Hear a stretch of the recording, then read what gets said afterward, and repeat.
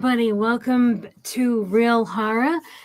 Tonight we are discussing Hannibal Season 1, Episodes 4 and 5, with Vinny Art as my guest. Hello, Vinny. How are you tonight? Good evening. I'm all right. We're hanging in there. How are you?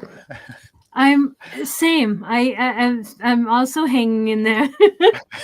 I'm looking forward to the Christmas break. Yeah. Oh, yeah. Yeah. That should be good. Yeah, we all need it. Yep. That's for sure. But before that, I mean, this week we still have a couple of good things we're going to be doing. So, including tonight. Yes. There are still a couple more streams tonight, so obviously, and then the toy stream and your Friday stream, and then Arcane on Sunday. Well, Sunday for sure. Friday, I don't know about yet. Okay. But Well, yeah, I got some stuff I need to take care of. But yeah, I'll figure it out soon. yeah. So, but this will be for everybody watching. Just to let you know, tonight will be the last Real Horror until I think it's Wednesday, January 8th, I believe. Yeah, it's. I'm going to have to pick up another calendar. But yes, Yeah. remind me as we get closer. Yeah, like I should have looked at the calendar, but I believe that Wednesday is the 8th. It's 7th, 8th, or 9th. One of those days. That's when we'll be back for Yeah, it's the 8th. It's the 8th. Okay. Yeah, for episodes 6 and 7. Nice. So yeah, so a couple more great episodes to review. I'm really looking forward to getting into this with you. Yeah, this show, it's moving. Yeah, I there's a lot I don't recall. So as I'm watching it again, I'm like, oh, okay, this is a good surprise. Yeah, it's awesome. Some shows are just really fun to rewatch. This one is like that. Dexter is one that I like to rewatch. Yep. Up until it's the original series, Yeah. I'd say, up until the Yeah. last episode. Yeah, I know. Last season's a little bit wonky. The season itself wasn't bad. It's just how it ended. It was the very last episode to me that's what really irked me. Yeah, that ending. And yes, Adam. Well, hello, Adam. First of all, and yeah, Ash versus Evil Dead. That's another one we love to rewatch. That's a flawless series. It is. It really is. It's so good. I was tempted today. I was in a store, by the way, since we did bring up Ash there. I don't know if you remember seeing the trailer. There was like a side-scrolling 8-bit thing of Mike Myers, like a Halloween game with a double feature. Yeah, I've seen that. Yeah, I saw it in Walmart today. I was tempted of picking that up, but I want to see reviews first. I would have picked that up for sure. Yeah. It was one sitting there. I think it was like $30. For both of the game for 2 games, it's like a double feature. Yeah, but I don't know if they're short games. I don't know anything about it. Yeah, I remember seeing it in passing, like a snippet of the trailer a couple of weeks ago, but I don't remember. Yeah, I remember seeing a review and it looked good, but of course, that was just a quick review. Yeah. So I don't know for sure. But I want to say, Curtis is already in the chat dropping links. Thank you so much, awesome. Curtis. And yes, please smash like and subscribe. That would be great. Do it. Yeah. So yeah, let's get right into this episode. So this is, like we said, episode 4 of season 1. Yep. And the name of this is pronounced F, and it's eggs. It means egg in French. All of these episodes in the first season are named. They're all French words, and they're named after. I think they're all food dishes. Yeah, I think so. Yeah. Which adds an extra layer to it all. Yeah, absolutely. It's a nice little detail. Oh yeah. And there is something that ends up getting confirmed in these episodes. that we mentioned on the last week's review about specific meals he's been having. Yeah. Yep. Oh, nice. Yes, Adam, I like that. It adds a tasty layer. Yep. That's clever. I love that. Very good. Yeah. All right. So this episode starts off. So the first thing we see is he's walking. Um, well, he's like walking in his sleep. He's sleepwalking, and we hear narration, um, which is him saying, "Sometimes at night I leave the lights on in my little house and walk across the flat fields. And when I look back from the distance, the house is like a little boat on the sea. It's really the only time I feel safe." This is Will Graham, by the way. Yeah, He was Will having this Graham. walking. Yeah. Yeah, I should. Thank you. I didn't specify that. Thank you. Will Graham, Yeah. not Jack Crawford, but Will Graham. It's not. It's not like a very necessary. Like that little tidbit isn't necessary. It's just cool that they opened it like that.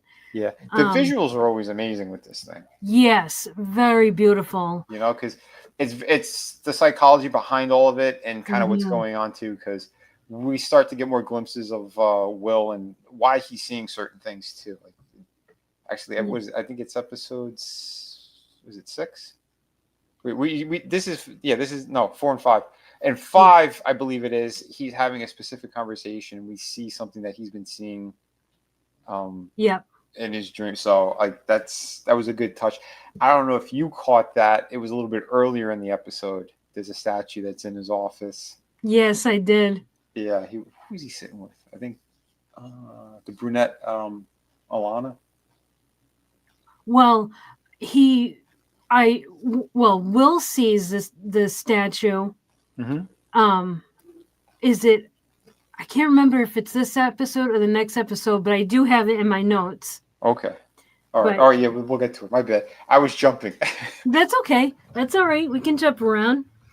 But, yeah, because I thought it was cool because I know I saw it before Will ends up kind of confronting and seeing it.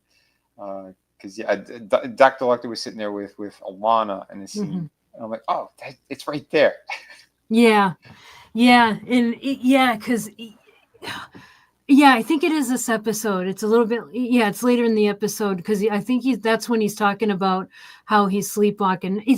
Maybe this episode next. Now I'm confused, but yeah, he's talking about how he's sleepwalking and stuff, and then he like is just kind of wandering around the office, and then he spots that that statue. We'll get to it. I don't want to give it away yet. Yeah, and it still doesn't dawn on him. Like, like even at that point, he's just kind of like transfixed by it, but it still doesn't click. Yeah, he's not putting it together yet, which is really good because I mean, for how smart the character is, and but you could also tell the trust that that's still there because of the manipulation from Hannibal. So it's really good.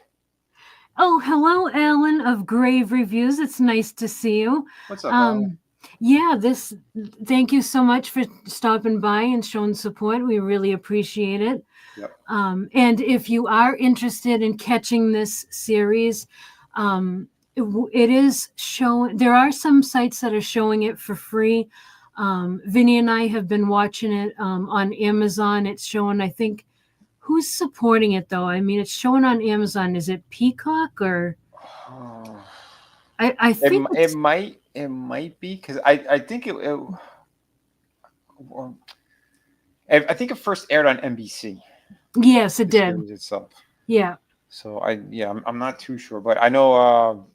What was it? Pluto TV, I think. Yes, that's the one. I keep forgetting that one. Yeah. Yeah, and another one, something that starts with an S, I think it was. Yeah, and I think there was like Philo or something like that. Like there are a few places online you can find it for free. Yeah, a lot of places like I've never heard of before ever. Yeah, same. I have used Pluto before though. Yes. Which is cool when you can't. something is either you have to have a subscription or you find it free. It's awesome when you can find that. Yep. So, yeah, this season is a little bit different because usually with one of these Sling, that's it. Sling. Alan's got it. Yep, Yep. Pluto and Sling. Thank Yep. you. Yeah, I highly recommend this series. That's another reason why we're covering it, is because it is that good. Yes, yes, it's very good. So it got 3 seasons. It was going to be picked up for more by Netflix, but it wasn't. Yeah. And yeah, so, but it had a great 3 seasons, and that's what we're covering. Mm-hmm. So yeah, so this episode, like I said, it's bit different because usually we open up right into a crime scene where as this one where we just see Will wandering like he's sleepwalking, and it's also a different type of kill because it's not just one serial killer. This is like a family type situation. Mm-hmm. So yeah, it's quite a different episode, but it's awesome. Yeah. So yeah, after that opening, then we see Will is in talking um to Dr. Lecter about his dream of like the house on the lake and everything, and just trying. He's talking about how he really is trying to get it like it's hard for him to get to know Garrett Jacob Hobbs and stuff. He's Mm-hmm. he's tried so hard to do that and put himself in his position and stuff, and Lecter asks how he felt seeing Marissa impaled in that antler room, and Will said that he felt guilty, which was strange. Yeah. And Like he felt responsible. yeah, and he's like, and then when he says that, he says like he felt like he killed her, Mm-hmm. and then we show it. Then it shows him as the killer. Yep. So yeah, that was quite the angle. Yeah, it was. And it's almost like he said he almost didn't even feel anything either. Yeah, Like his, you there's could like, see he's kind of losing touch with reality a bit yep, more. yep, absolutely. He's like, there's a cold detachment. Mm-hmm. um and yeah, he's talking about how he got so close to him and stuff, and then at different points like he felt that he was even doing the same things as him at different times, like he was becoming him. Mm-hmm. um yeah, so you can see how much like he has been really affected by Hobbs. Yeah. And hello, Lion Red, good to see you. Thank you Hey, for buddy. tuning in. Good seeing you, man. Hope Hope you're you're having a doing well. great. Yeah. Yeah, so he is definitely we've been seeing since the first episode how since how the Hobbs thing, how he's really been affected by what happened, and how he really is not coping well. No, he's not. And then we have the whole situation too with Hobbs' daughter, who woke Yep, up out of the coma and everything that kind of went down with that. yep, Yeah, because that it's kind of cliffhanger from the last episode. yep, Basically, yeah. For those if you didn't catch up yet, yeah, the daughter knows that Hannibal is a killer because he was the one that made the phone call and warned the father, and it was something that was said earlier in the episode. Whoever did that, he has to be the one that who killed the other one in the field, the one that was completely different. yep. So she puts it together. It's to show how sharp she is as well. Yeah, yeah. Yeah. That she's freaky too. Yeah. He definitely Yeah. has those sociopath, psychopath tendencies, or Yep. these strange quirks, is what we're getting.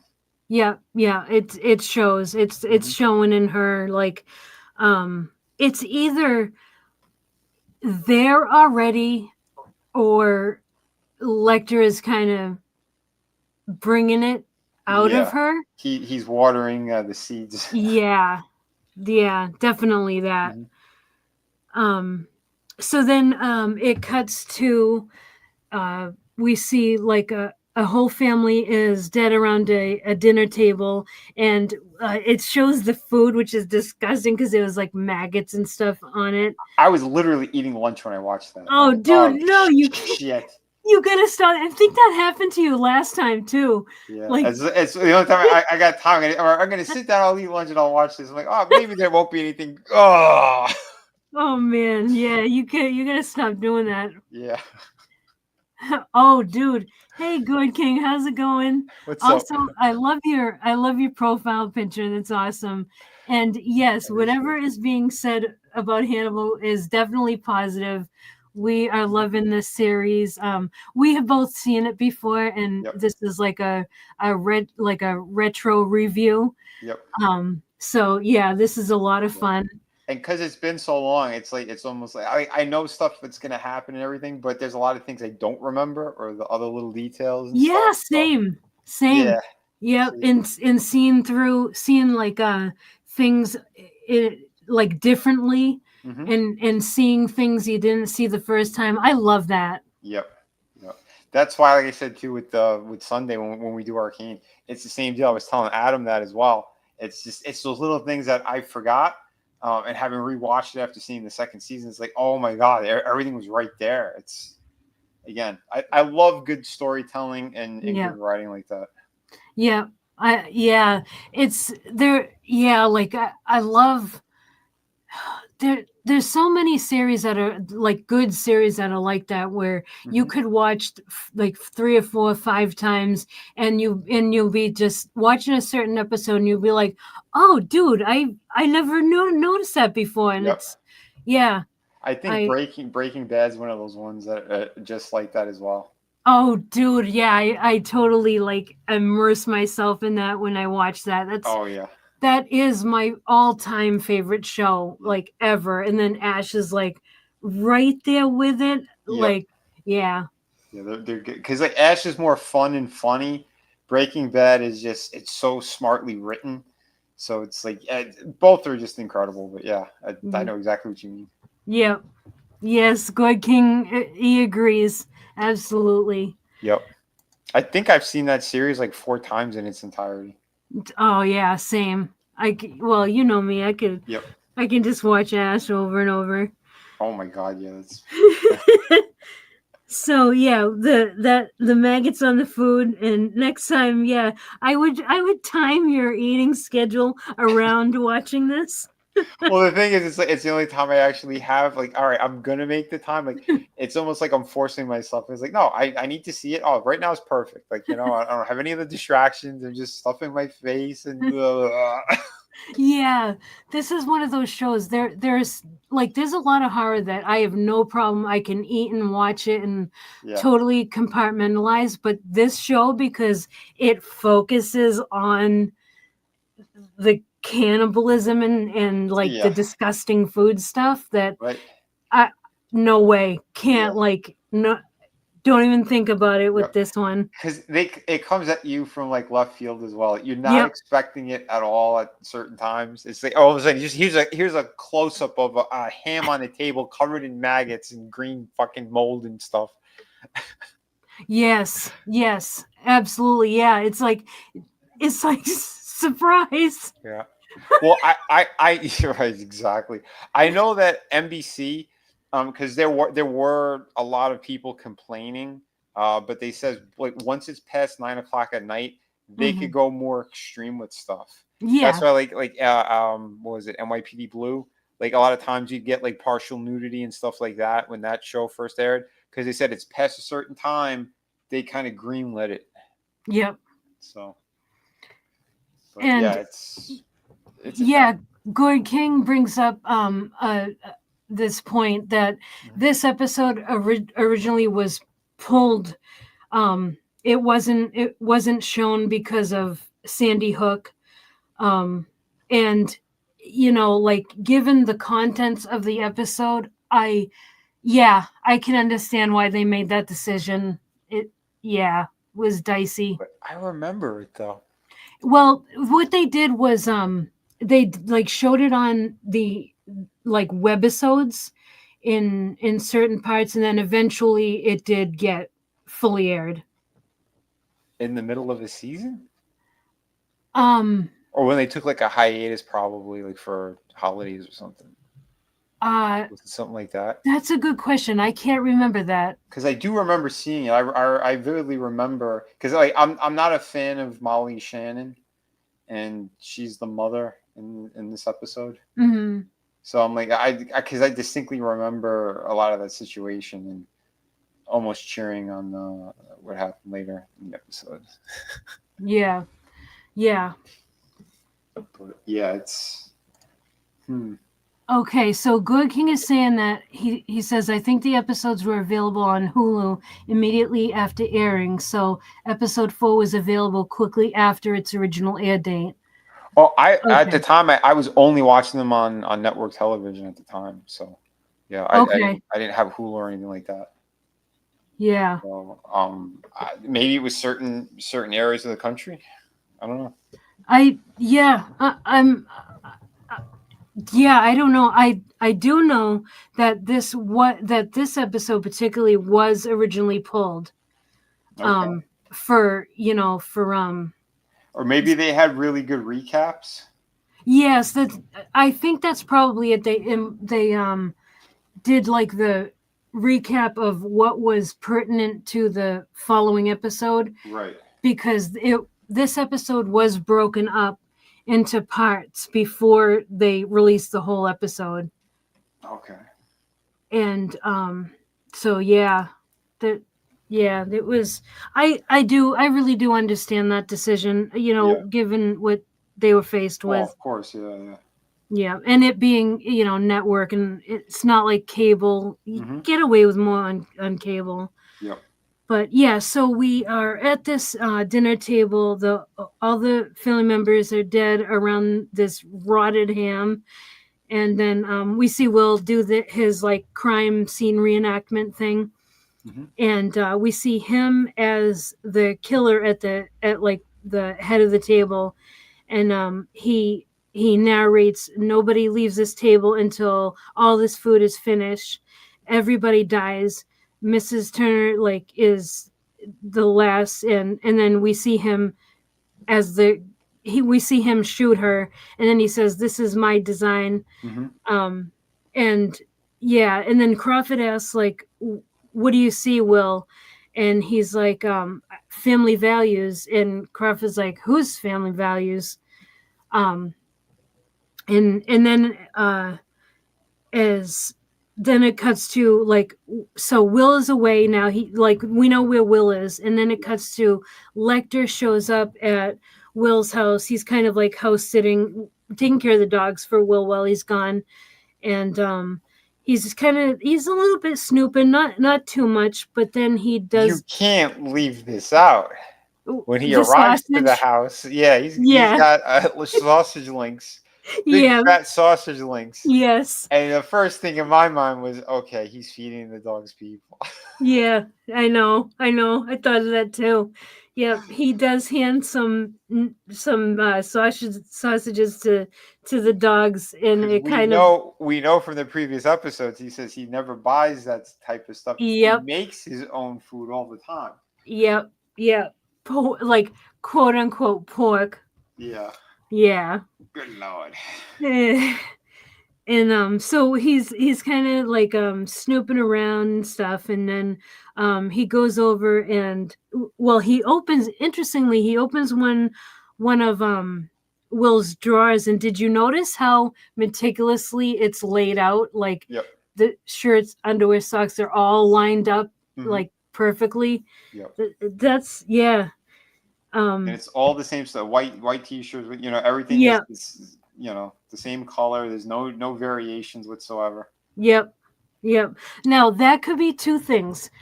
That is what like a lot of serial killers have OCD, Mm-hmm. but we also know that Will he's on the spectrum. Yep. So that is also common in people on the spectrum to Mm-hmm. organize things like that. But what about people who just like things nice and tidy and stuff? Because Yeah, I mean, yeah, there's that too, right? Yeah, So not I everything ain't is no serial killer. I ain't no serial killer. well, maybe there's one inside all of us is what they're saying. Maybe, but there's a lot of things I keep sloppy and messy, so I'm good. I'm good. Oh God. I don't know. Like that could be taken so wrong.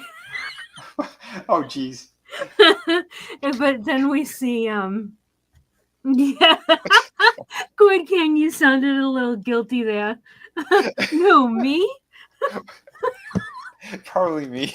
Listen, um only if someone pushes me to that point. so yeah, it's not really a scene of any input, but it's it's just kind of adds to the atmosphere. He goes over to that like there's like a fly fishing hook station that Will has, and Yep. he um he does like the fishing line around the hook. He like finishes it, Hmm. and then he pokes his finger with the hook and he licks his blood. Like, Hmm. yeah, it's totally added for atmosphere. Yeah, it And was now weird. we're back at the crime scene, and um so we find out that the family that's killed, it's Karen and Roger Turner, and they have three children, but one is missing. Hmm. We find out, this is a nice family. They own a real estate business, all of that, pillars of the community, all that stuff.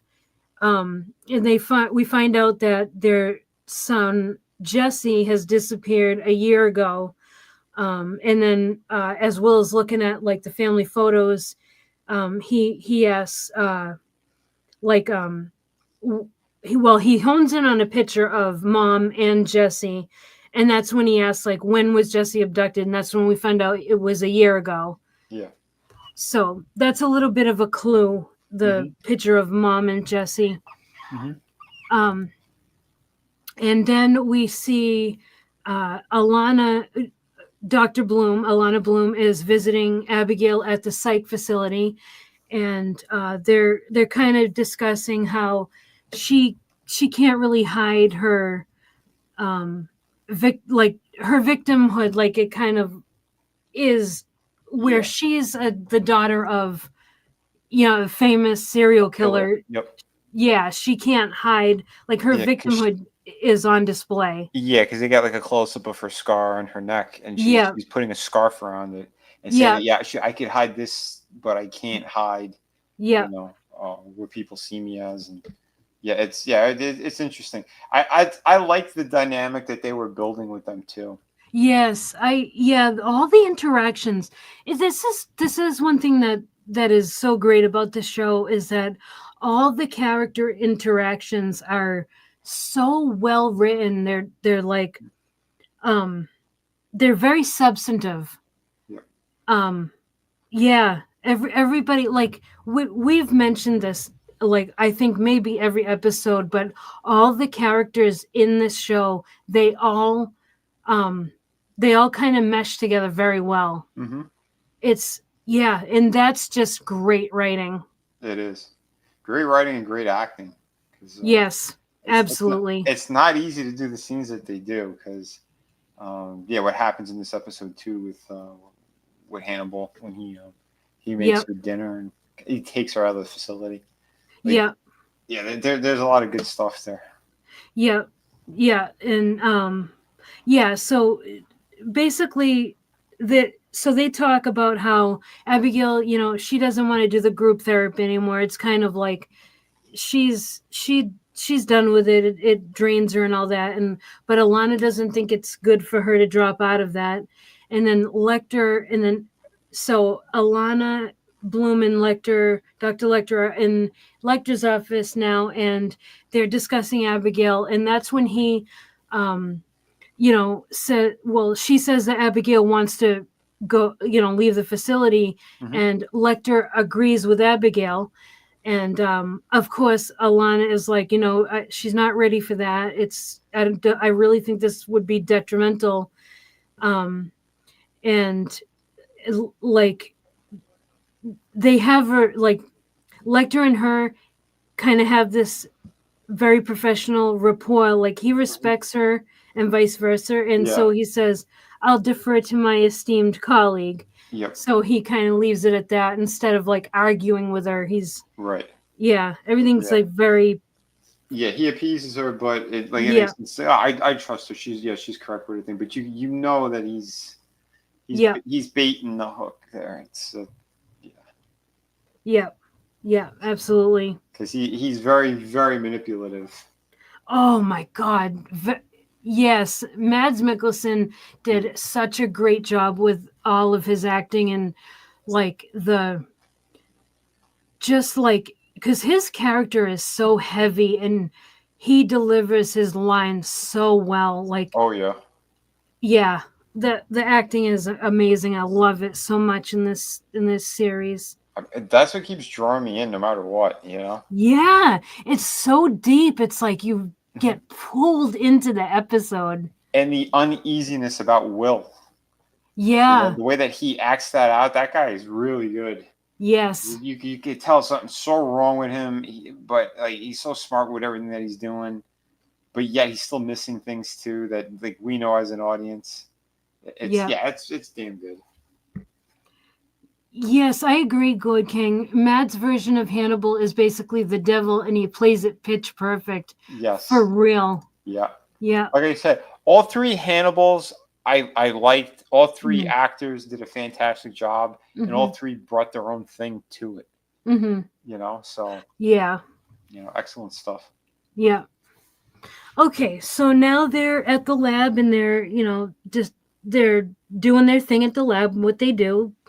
And going through the bodies and gathering evidence and all that stuff, and they start discussing birth order, and Zeller turns to Will and he's like, I bet you were an only child. And Will's like, what? Why would you say that? And Zeller kind of is a jerk and says, well, because family friction is basically helps you develop a personality. And Will just like looks at him and then they're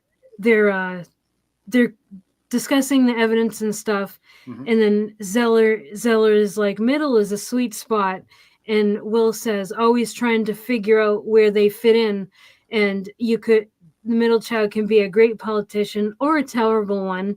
Yeah. And so now we know that Will is a middle child. And then I thought they established that Will is they said he was an only child. I'm sorry, Zeller. Zeller's the middle Zeller child. Is the middle child. Yeah, my bad. Sorry about that. Yeah, because that guy, like he's testing him almost, and like he's got that arrogance about him too. That character. Yep. So. I always love when Will puts him in his place. I know, that was fantastic. That was so, it's like I did not, like, you don't expect him to do that. Right.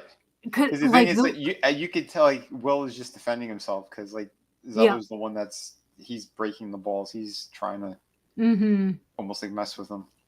Yeah. And instead of being like pouty or anything about it, he just like totally gives it right back like threefold at Zeller, like who totally earned it. Yeah, and then that dude, he just submits. Yeah, absolutely. So they're discussing the wounds, and they mention that all the bodies have defensive wounds except for the mom, and then Will says there's forgiveness, and Crawford says, what kind of victim forgives their killer? And Will says a mother. Will says a mother, implying that the killer could be Jesse, the missing child. So and then we see Will is in with Lecter now, and Lecter starts off with, tell me about your mother. And it's just funny because that's a cliche about therapy. Yeah. And so Will is like, that's kind of low hanging fruit. And Lecter's like, well, I suspect that fruit is actually hard to reach. Yeah. And Will, High up on the branch. yeah, yeah. And Will goes, and when he says hard to reach, Will goes like my mother. So he's like, he just Yeah. told Lecter everything. Yeah. And not you like, you don't even have to say much to Lecter for him to totally like know Yeah. you. He just sees. Yeah. Again, he just sees through you. Yeah, It's like the Gordon King said. He's the yeah, devil. yeah, yeah. It's uncanny. It's just Mhm. awesome. Yeah. And He's then really good. Will tells us about his parents and that um, well, Lecter says that both of his parents died when he was young, and he was orphaned until he was adopted uh, by his uncle Roberto's when he was 16. Hmm. And then Will says you have orphan in common with Abigail. And Lecter says, I think you'll discover that you and I both have a lot in common with Abigail. Hmm. And then he mentions how she is demonstrating uh like a aptitude for psychology. Yeah. But it's a dark psychology. Hmm. And But wait, what else did Will say about his mother? Because he did say something else. he said, like, when Lecter said that talking about his mom, what Will said, that's low hanging fruit, and Will Yeah. says, what Lecter says, I bet that fruit is actually hard to reach, and Will says, like my mother. Right, but I thought there was something else he said too on top of that later, a little bit later into that conversation they were having about the mother thing. Not in this conversation. Oh, okay. Yeah, Oh, okay. I'm just remembering it wrong. yeah, it's yeah, not in this conversation. Gotcha. Um, and then Will's talking about how like the concept of family is kind of foreign to him. It's like family to him is a ill-fitting suit and Hmm. stuff like that. He Yeah. really he's showing he doesn't fit in. Right. Um, and then Lecter says, "Well, you've created a family for yourself." Talking about the dogs, and Will says, "I connect to a family of strays," Hmm. and then he says, "Oh, thank you, by the way, for feeding my dogs while I was away." And Lecter says that he was actually referring to Abigail, not the dogs. Right. Um, so yeah, and then he gets inside Will's head when he does stuff like that. Yep. Absolutely. Yeah. It was good. Goodkin says, "Do you think whenever he spoke at a college, they called it a Hannibal lecture?" Oh, that's good. Oh shit. That's great. I like That is. that. Um, and then Lecter asks about the Turner family because he even though he does help Will through like his mental health and everything like that, he also he helps him with like solving crimes and stuff. Hmm. And so he's asking about the Turner family, and Will's just given a base of facts, like they had money.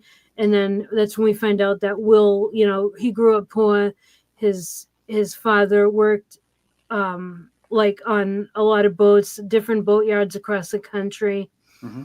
And Lecter says, so you were always a new kid at school, the stranger. And then he asks, what grudge did what grudge Mrs. Turner's killer was harboring against her. And Will says motherhood, and Lecter says no, not motherhood, a perversion of it. Mm. So then now at the Lecter residence, we see Dr. Lecter serving dinner to Jack Crawford, and Lecter goes, "You Jack Crawford. promised." You promised to deliver your wife to my dinner table, and just the way he phrases things, like Yeah. deliver your wife to my dinner table, that's great. Yeah. And Crawford is like, well, I can't have you diagnosing my marriage problems Hmm. in one fell swoop. and then Lictor's putting down food, and he asks what they're about to eat, and Lictor says rabbit, and um Crawford goes to take a bite and he goes, should have hopped faster, and they laugh, and it cuts to Wait, and he goes, oh shit, wait, what was the line? He had a specific line from after he said that, Hannibal, his reaction, what he said to him. Lictor says yes he should have. Oh, was that? Yeah, yeah. Yeah. We get a cut of someone running away from him, basically, and meeting his Yes. demise. It's a younger kid, like it's a The boy. younger guy. It's Oh, a was boy. it a boy? Yeah, It was a running kid. from, well, that's what it looked like to me anyway. Because he was like smallish and thin, looked like a boy. What was a fast clip? Yeah, I would think maybe like a college kid or something like that. maybe. Yeah, we don't But get a shot of his face, so we. yeah, but with the confirmation we get is yes, he's absolutely feeding Jack. Yep, yep, Oh, and calls that rabbit. Oh yeah, man, that's so nasty. yeah, And then Lecter goes, but fortunately for us, he didn't. yeah, And then yeah, and then Crawford mentions how Will seems haunted and stuff, um and then yeah, Lecter goes, we don't know what kind of nightmares lie coiled under Will's pillow. hmm The way he says things, and yeah, then Crawford is telling him how, like, children killing other children isn't a foreign concept to Will, and and then Lecter asks if Crawford still suspects, like, Abigail, in like, if he still thinks that she was an accomplice, right. and that's when Crawford says, well, perhaps the nightmare under Will's pillow is that he was wrong about Abigail. hmm And then Lecter says that, children transport us to our childhoods, and then he mentions, Will's upbringing, hopping from boatyard to boatyard, basically never having any kind of, um, never being anchored. He says that leaves Will feeling untethered, and he needs an anchor. hmm And I think that is what when Will says that he looks out and he sees that his house is like a boat on a lake, I think that's what it is. Like, he hmm feels just like he feels adrift. He has no, Yeah, like, there's nothing anchoring him. yep. Even though yeah, that's at home. It's not home. He doesn't have Yeah, yeah. Like, he doesn't seem at home anywhere. yeah. Yeah. I get that feeling. I relate too much to Will. I'm not liking Oh, that. oh man. Then I guess I would be Alana Bloom. I guess I don't know. Definitely not Abigail. That's for sure. Yeah, oh my God, that Abigail. And then after he says that, we see Will letting the dogs out at his house. So they're very clever the way that they've directed this show. hmm That's not a coincidence. So when Lecter says that, he needs an anchor, and then it shows Will at his house, that means those are connected. hmm Um, and hello, Time Prophet. Good to see you. Thank you for What's up, man? tuning in. And what about Beverly? Beverly. Which was Beverly again? I'm not sure. Who am I missing, Good King?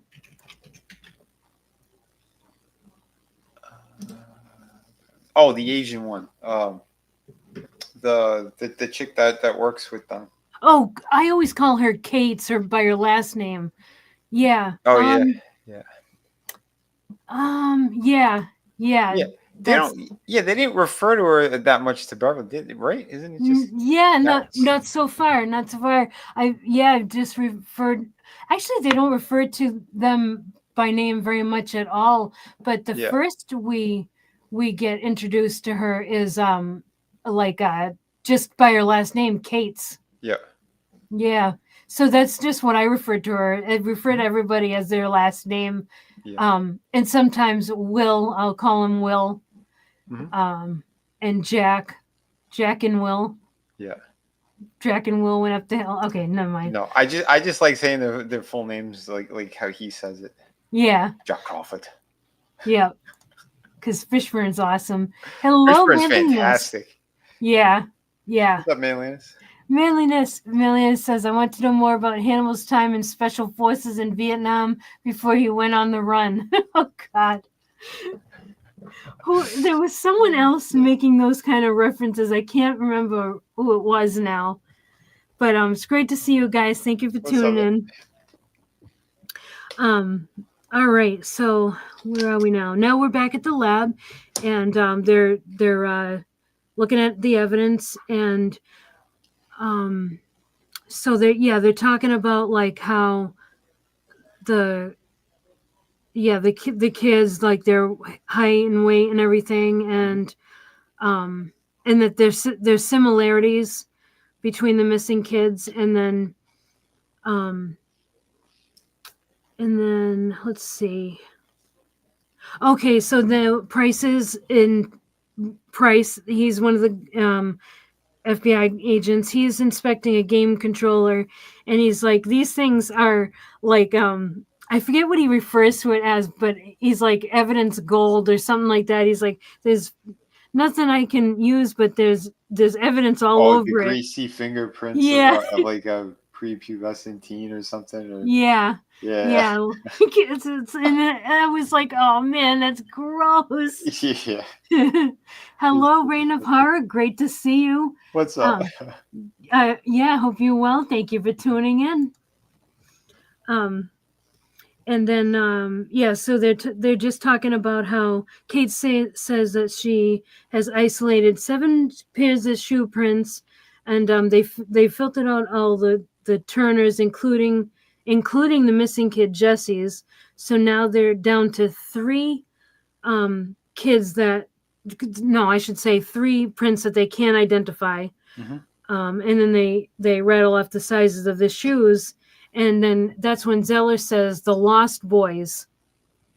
And that, so these kids get their these lost kids, they get that moniker, the Lost Boys. Mm-hmm.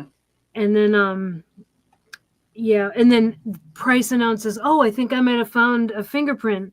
And then that scene ends, and then we see Will giving lecture at, in his lecture hall, and then Crawford comes in and he's like, "Class is dismissed," and he's like, "Did you hear me?" Like, he's like totally on a tear. Yeah. And he tells Will that they found a set of fingerprints, and it belongs to a 13-year-old boy from Reston, Virginia.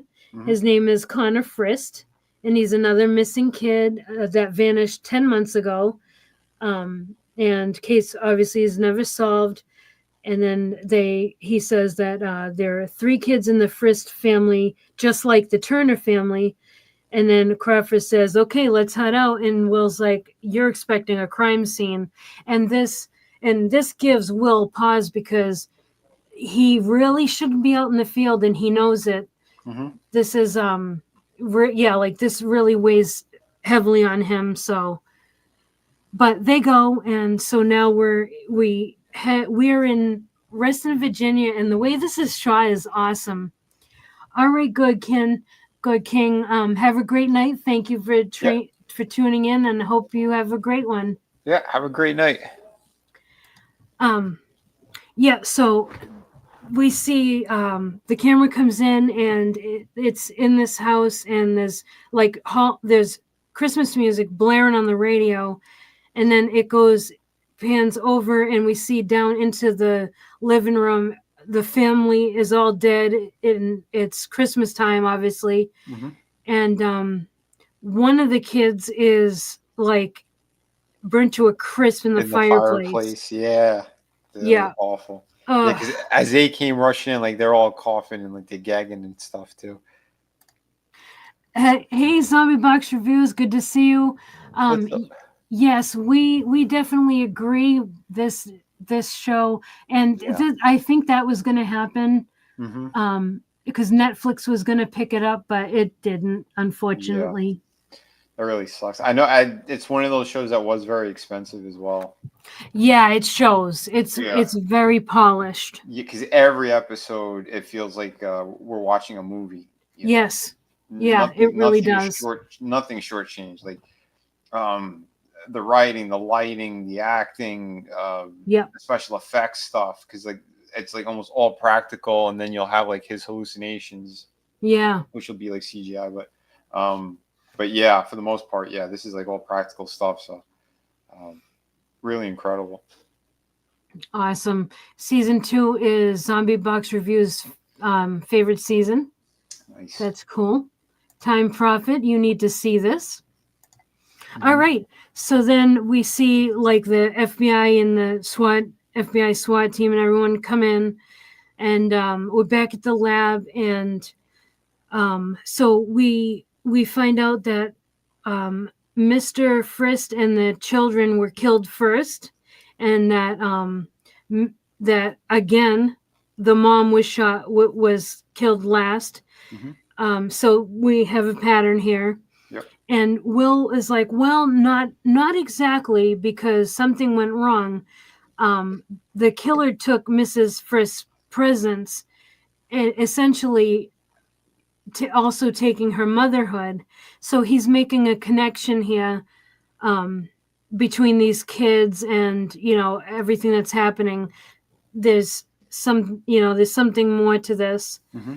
And then Zeller is like, he's describing how when Mrs. Frisk got shot, that the first shot traveled to the base of her neck, but that's not the shot that killed her.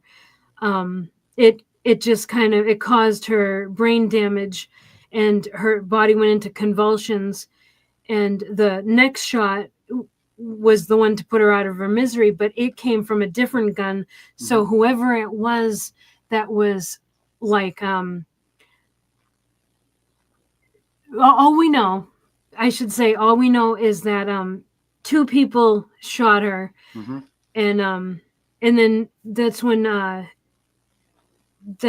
Jack says, so who is our additional corpse in the fireplace? And Will's like, I'd say that's Connor Frist, because he had been, this is when Will deduces that he'd been prepped to shoot his mother, Hmm. not watch her suffer. So when he had taken the first shot and it didn't kill her, he was too traumatized.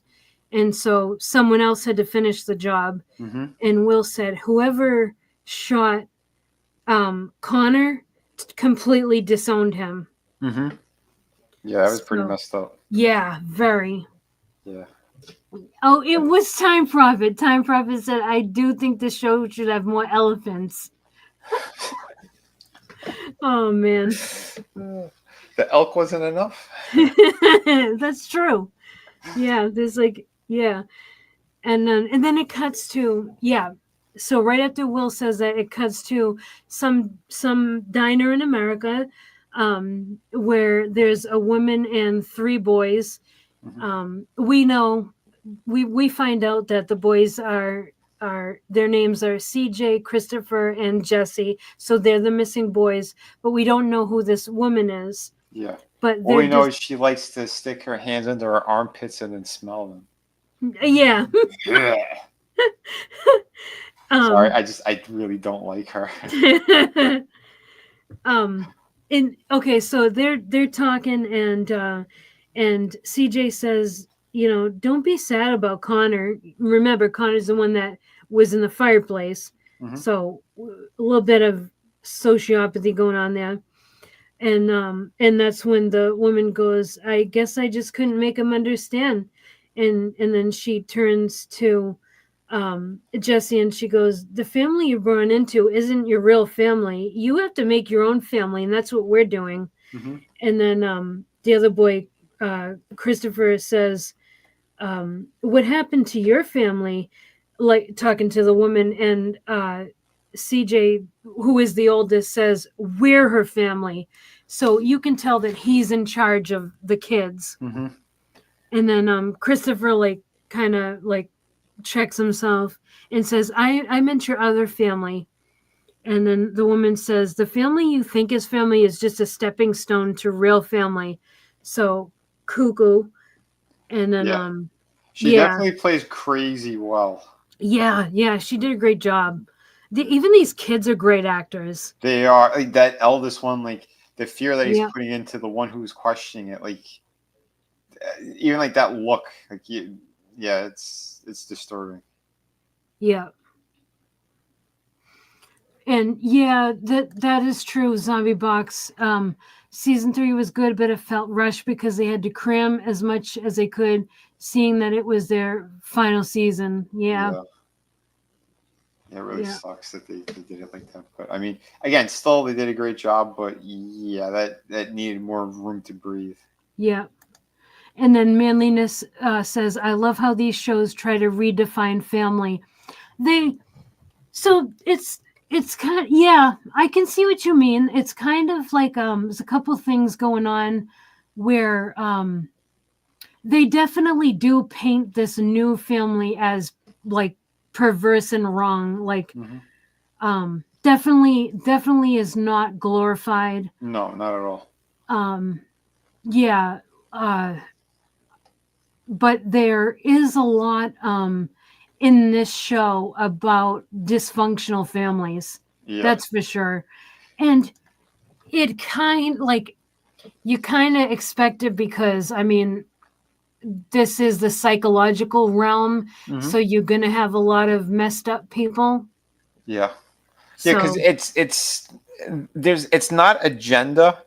And like Trina was saying, it's not glorified either. It's they're doing it to show you how messed up that these people are. yeah. Specifically in this episode, because Mhm. it is like you find out, yeah, this woman is basically kidnapping these kids and then trying to Yeah. make her own family out of it, and Mhm. which everyone knows is wrong as hell, and then going back Mhm. and eliminating their previous family. So Yep. those kids really will never have anyone to go back to if they ever wake up out of her spell, pretty much. Yes, exactly. Hmm. Because like, getting a little ahead, just to like just to add a little more context, um all these kids were actually like groomed by this woman, and they all left very functional loving families. Hmm. And they actually make a note of that later in the episode, that like this none of these kids were like showed any kind of sociopathic tendencies Nope. or anything like that. So they make it a point to show that these kids came from good families, like that this Yep. woman has been the corrupting force. Yep. Especially when we get to the that knock at the door uh, later on with one of the family. Yeah, Yeah, like yeah, you could see it right there because like yeah, that kid was not he wasn't abandoned or anything. He was taken yeah, because like that yeah the mother who greets him is yeah. Like I said, they did such a good job. yeah, Yeah, but again, nothing's glorified. They're not doing anything like that. This is yeah. very much showing the disturbed individual who's doing this stuff. Mm-hmm. Very much. Yep. So they go on, like they finished up their conversation, like about being this new family. And you can see that Jesse is like very he's very intimidated by CJ, and this is a very like unnatural Hmm. situation. So then we're back at the lecture hall, and Kate's um her first name, thank you, Good King, that we find out her first name is Beverly. Hmm. They I never hear them mention her first name though, but Yeah. she insists that Will, ask ask him if he's ever heard of. Oh, I'm sorry. She goes to visit him, and then she's talking about this artist named Willard Wiggin, and like he does these micro sculptures and stuff, and that he's so focused that he can work between heartbeats and stuff. And as she's telling Will this story. Will is like looking at the the missing kids photos on like the computer, Mm-hmm. and he's like he doesn't hear any of this, and she gets his attention, and he's like, who's who's Will Wiggins? Mm-hmm. And she just laughs, and she's like, well, we got Price got a hit on the ballistics, so she like forgets all that, Yeah. and she's like, yeah, Price got a hit on the ballistics match, and that he's been running in on both the families, and it was confirmed that the bullet that killed Mrs. Frist matches the one in murder in Bangor, Maine, a year ago. The mother of a 13-year-old boy was killed with her own gun. And then Will says 13-year-old milk carton material. And then Crawford and the team are looking at missing persons. They're all around the table, and they're seeing this boy who is like missing, wanted.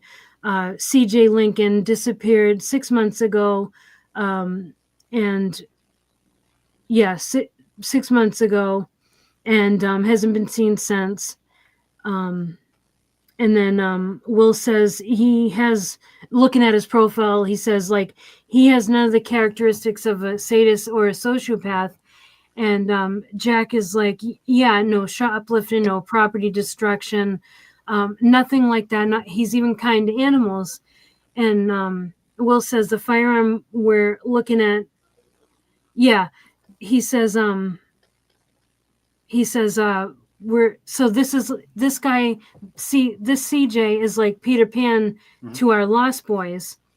And then Jack says, but it takes a sophisticated level of manipulation to convince these young boys to kill their own families in cold blood. And Will says kindness to animals doesn't suggest that particular kind of sophistication. Mm-hmm. And Jack said, well, he's older, he's been out in the world, maybe he picked up a few things. And that's where it cuts to a scene of that boy CJ is in a store, and he's watching one of the missing boys, Christopher, very closely. Yeah. Like in one of those bodegas or something. Yeah. He's staring at him. Yeah, like death stare. And hello, Tommy, nice to see you. Hey, Tommy. Hope you're feeling better. But yeah, like the mother's trying to, or the fake mother there, she's trying to pay for something. Yeah. And the two kids are just like eyeballing each other, and the larger one's just, he's got to look like he's gonna just throw him in front of a bus or something. Yeah, he's like keeping him in line with like this death stare. Yeah. And then that scares the kid so much that he ends up wetting his pants. And the woman that has kidnapped these kids is like, oh no, what happened? And she's like acting motherly and everything. And she's like, she's like, oh, I'm so embarrassed. And she's like, but don't you feel embarrassed? It's just because you have a small bladder. And like, it's just so twisted because like she's their kidnapper, but she's like trying to nurture. It's so weird. Yeah.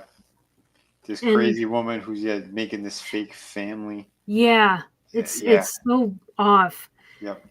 And then we see Will having a session with Dr. Lecter, and he walks in, he's kind of in a mood, and he like he brings like that flying gear thing that we see in the beginning, where when Hannibal was like dog sitting for him, he ties that thing around, the fly fishing thing.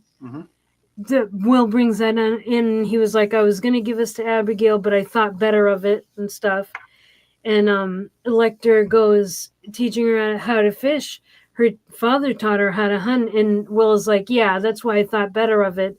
Yeah. And Lecter's like, are you feeling paternal? And Will goes, well, aren't you? And Lecter says, yes. And so they have like this fucking twisted bond with Abigail. It's so unsettling. It is.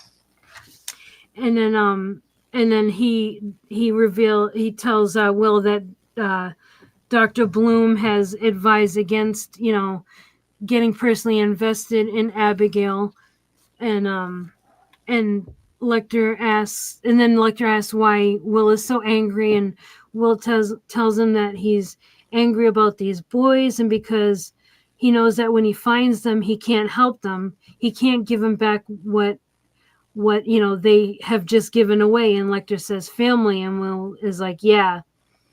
And then Will goes, we call them the Lost Boys. And Lecter says Abigail's lost too. Maybe it's up to him and Will to help her find her way. So it's like he wants to be fathers together to Abigail. It's so messed up. Yeah. And hello there, Stieg. Nice to see you. Hey, Stieg. What's up, man? Thank you for tuning in. So yeah, oh man, so twisted. Yeah, it is. So at this psychiatric facility, Lecter's visiting Abigail, and he surprises her. He's like, I've made arrangements for you to leave and everything. Yeah. So right on cue, as he says, yeah, we're supposed to be staying away from her. Yeah. So it's the first thing he does. He runs over to. Yeah. I'm gonna check you out now. Yep, he's so manipulative, and yeah, he's like, I've made arrangements for you to get out and everything, and she's like, I can't leave, and he's like, well, maybe you can just tell them I'm your guardian. That's so weird. Like, first of all, she could just say, like, this is my doctor. Yeah. But he specifically says guardian. Yep. So yeah, he wants you to. You could tell his manipulation games right off the bat. Yeah, like that woman is grooming all these kids to be her kids, while Lecter is grooming Abigail to be like his daughter. Which is so great with the writing of the series, because every episode, like when we encounter these other killers, he does something similar where like he has his connection to them in a way, if you've noticed. Yeah. It's really good. Like he has his own twisted view on mirroring the behaviors of the other killers. No, not those guardians' manliness. Oh shit. So yeah, and like and the way he even talks to her, he's kind of like acting like a dad. He's like she's like, well, can I stay over? He's like, I'll get you back for bedtime and everything. And she's like, can I stay over? And he says, no, you have to sleep in your own bed.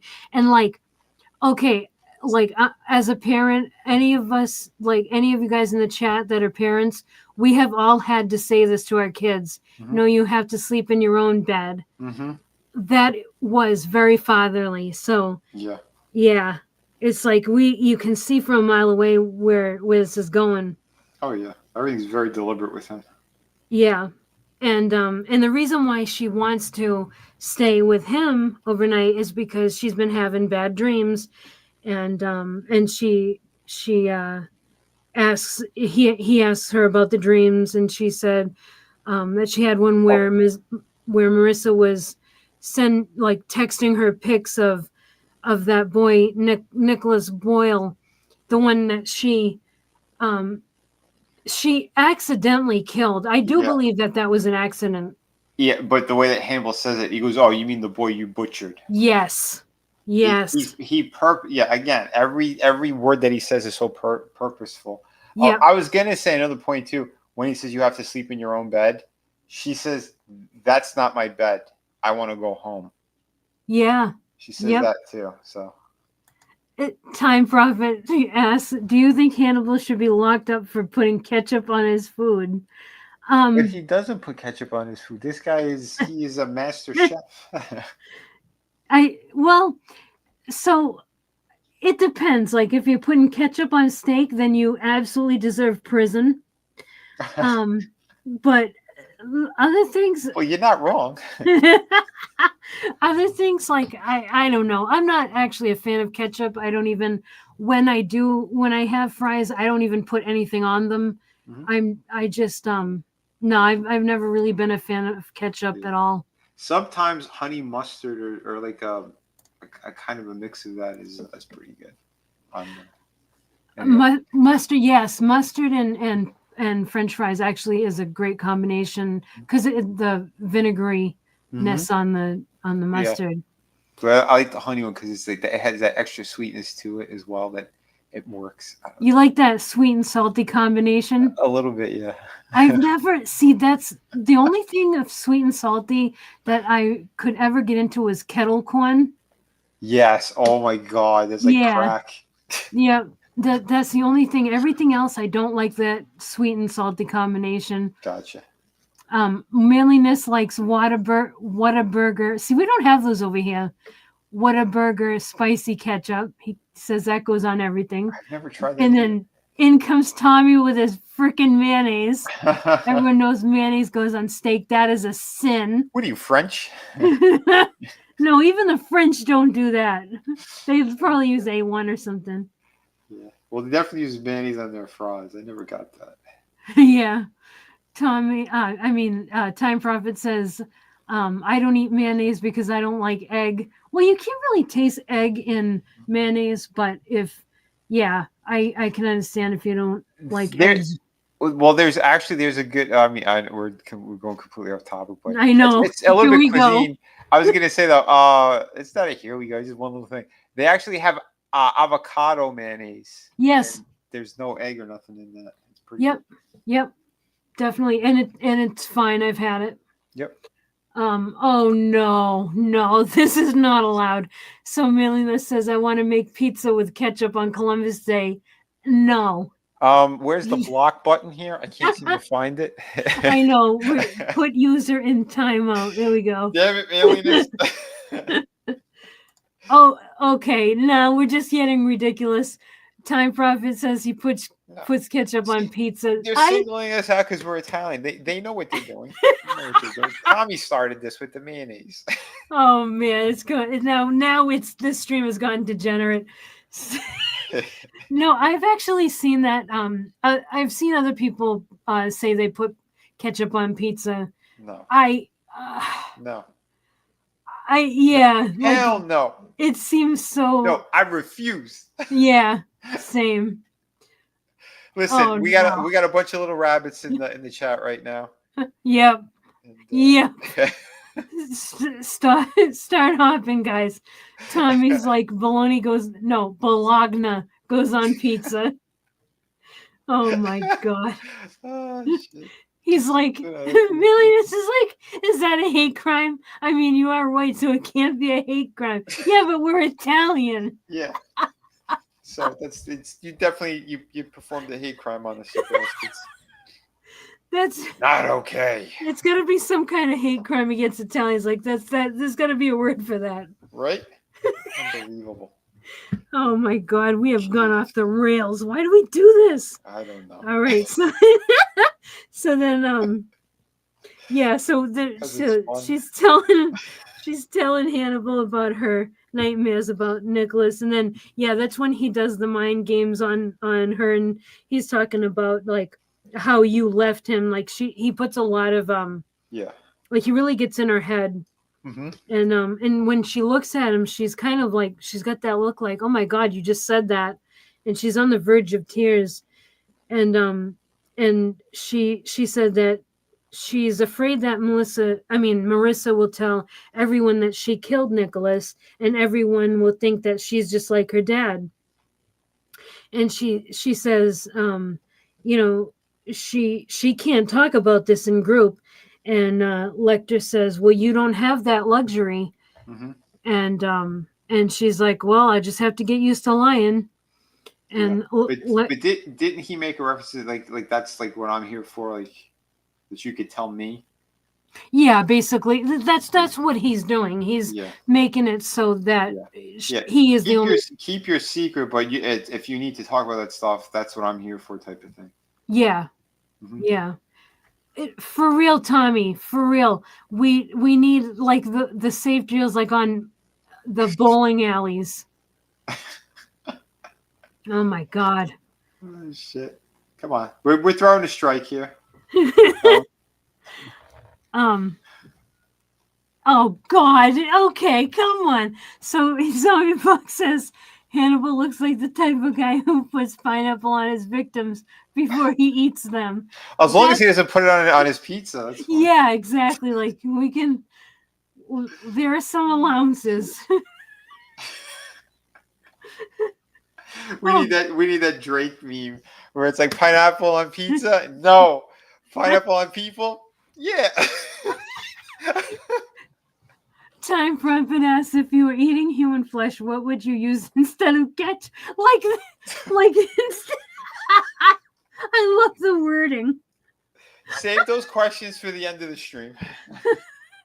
So like, Oh, shit. like you're eating, no matter what, you're eating the human flesh.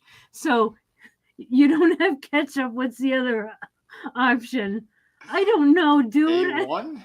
Yeah, probably A1 or some kind of au jus. Right. Yeah, some kind of good tasting barbecue sauce.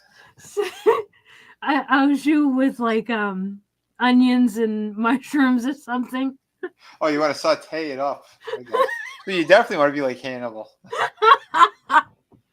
Jeez. Disgusting. There's some sauteing onions and mushrooms to go with this meal. Gross. All right. Oh, That's that. I had to have that image in my mind now. So they yeah. started it. I blame the chat. Right? Listen, we're not at those levels yet. Oh, come on, Tommy. Stop looking at the chat then. Surprisingly, cheese puffs works on pizza. Oh, all right. I'm not looking at the chat anymore. He wonders why he has gout. Oh, no. That's... I need that gift. Not okay. Not okay. Get out of here. Okay. Oh, man. Oh, shit. Okay. Whew. All right. So, yeah. In her dream, she's wondering... Wait, where did I leave off? Cooking with horror. Oh, yeah, he says yes. That's when he says like you don't have to lie when you're with me and stuff like that. It's like, oh, that's nice. Like basically like yeah. He's like, you could tell your daddy Hannibal, Daddy Lecter. Cooking with horror. All right, that's enough. They want to hear you say it. Cooking with horror. There, I'm not. Go. No, that's it. That's it. That's. Oh shit! All right. So now she's in her dream. She's wondering how she can live with herself, knowing what she did, and but when she's awake, she realizes she can live with herself, and that she'll get used to what she did. Yeah. And she's like, "Does that make me a sociopath?" And we're all like, "Yeah." And Lecter goes, "No, it makes you a survivor." Like, yeah. Oh man. Which, I mean, they're both right. in certain lights, they both. Right. I mean, I hate to say it, but yeah. Yeah. I mean, yeah, he's not wrong. Mm-hmm. He's not right, but he's not wrong. Right. Listen, we're not going to talk about that time back in 2005. Oh. Anyway, let's keep going. So now we're at Lecter's house, and he's preparing food for Abigail, and he's like he is acting fatherly. He's like, "Have you applied to any schools?" And she's like, "Well, my dad killed girls at all the schools that I applied to." And he kind of looks up and he's like, "Perhaps I can wait." Yeah. With that smile. Yeah, like that kind of caught him off guard. And that's hard to do because you don't catch Hannibal off guard. No. So he's always on. Point to Abigail for that. Yeah.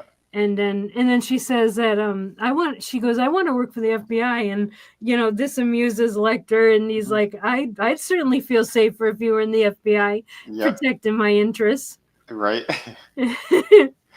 She's And like, then but I wouldn't pass the psych. yeah, she's like, they wouldn't let me in because of what my father did. Yeah. And Lecter's like, well, you're not your father's daughter, not anymore. And it's like, when you think about what her father like had her doing, like hunting and skinning deer and everything, Yeah. and then he says, you're not your father's daughter, not anymore. That is wicked ominous.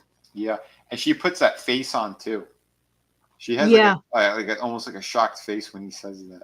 yeah, that gets to her It's core. that's what I mean. It's the subtleties with the acting, along with the amazing dialogue on the series, which is like, Mm-hmm. it leaves you chewing on that for a minute. Yep. You know, Yep. again, like that kind of stuff comes up later on too. But Yeah, that, like, this is just some, like, another testament to the acting, the writing, the directing, just yep. everything coming together perfectly. Oh yeah. And Yeah, then it's planned. It's got it. Nothing was second guessed. It's very deliberate what they do.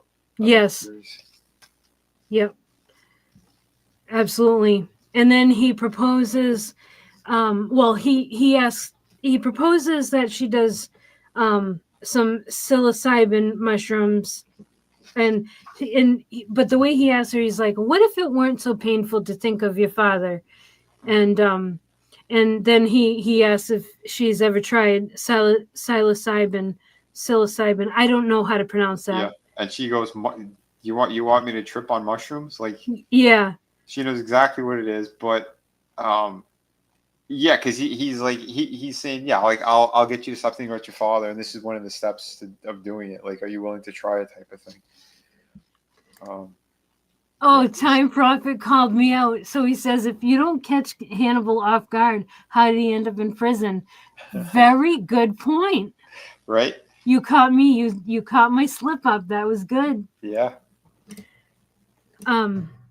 Yep. So yeah. So he and yeah. So she's surprised by that, and he's like, well, and he's talking about how some psychiatrists believe that, if the use of psychedelics in controlled environments can help access traumatic memories and make, instead of the negative associations that you have with these memories, you can form positive associations, and that helps you to overcome the trauma. And that's actually true in real life. They are using like I can't remember what it's called, but they are using like microdosing, hmm and there's another one, can't remember the name of the drug, but it also induces hallucinations in a controlled setting, and it's a yeah, certain dosage, like you're not tripping balls, right.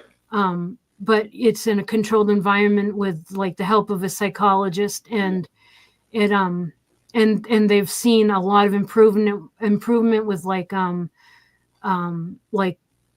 PTSD and like combat veterans and stuff. hmm So this is real.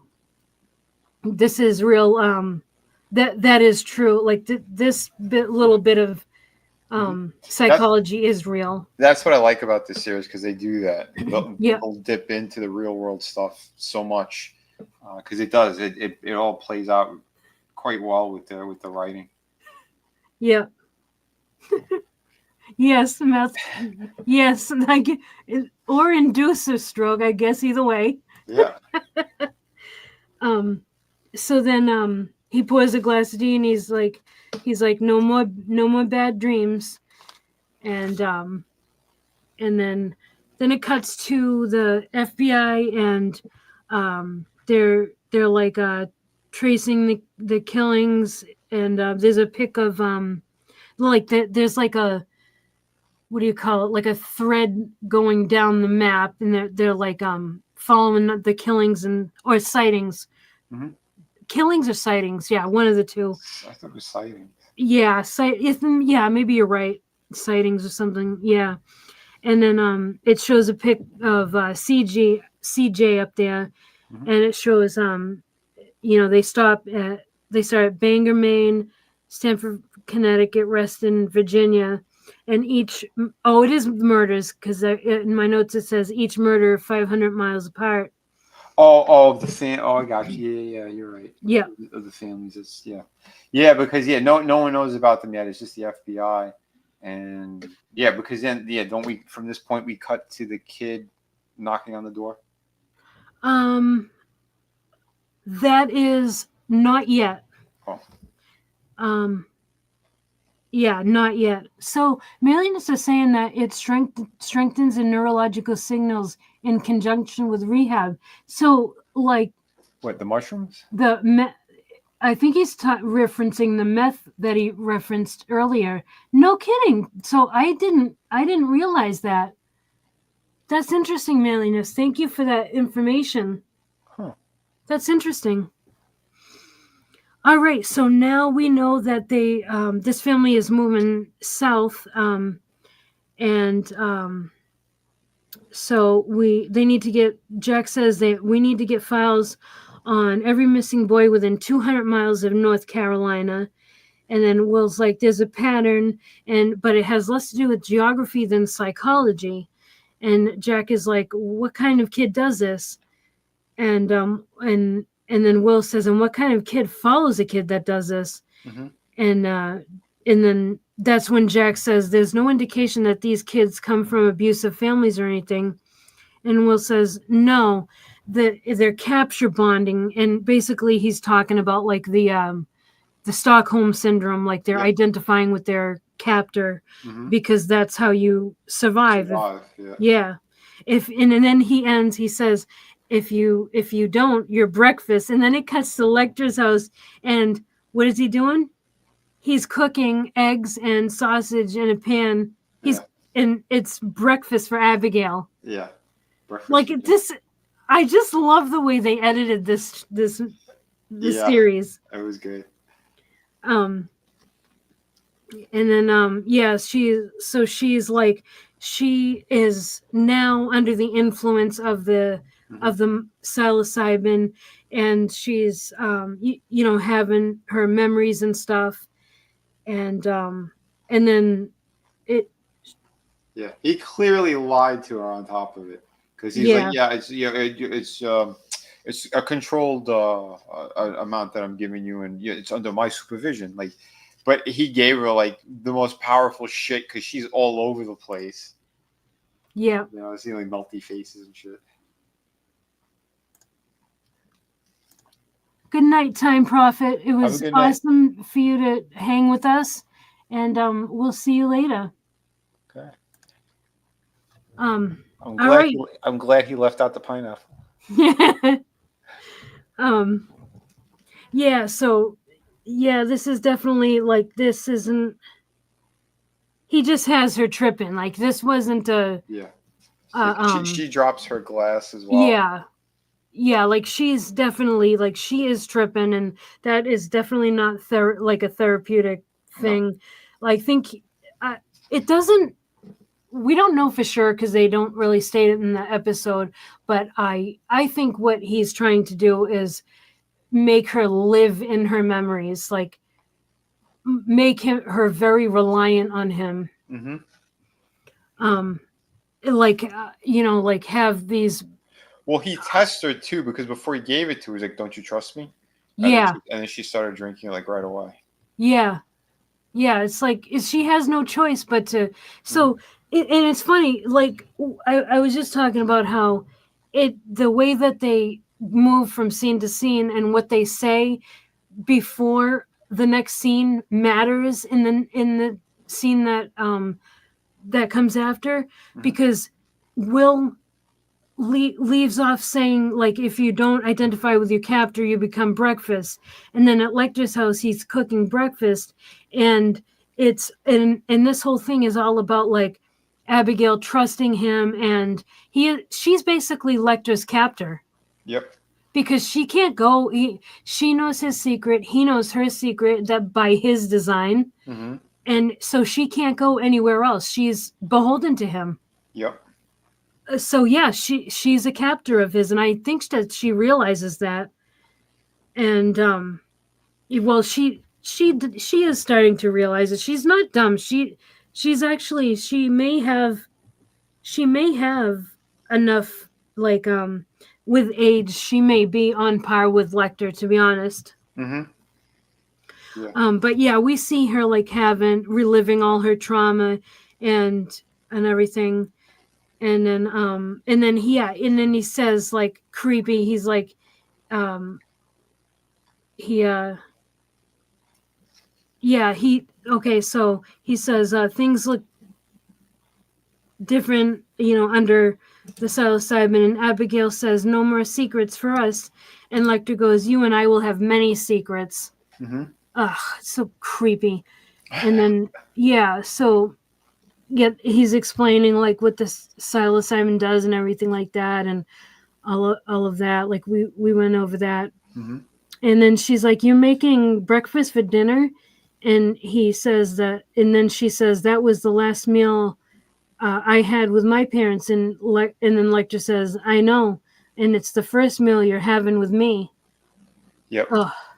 And he's smiling. He's very confident about himself too with that. Yeah, like, oh man, like, so you can see that he's trying to make her associate parenthood with him.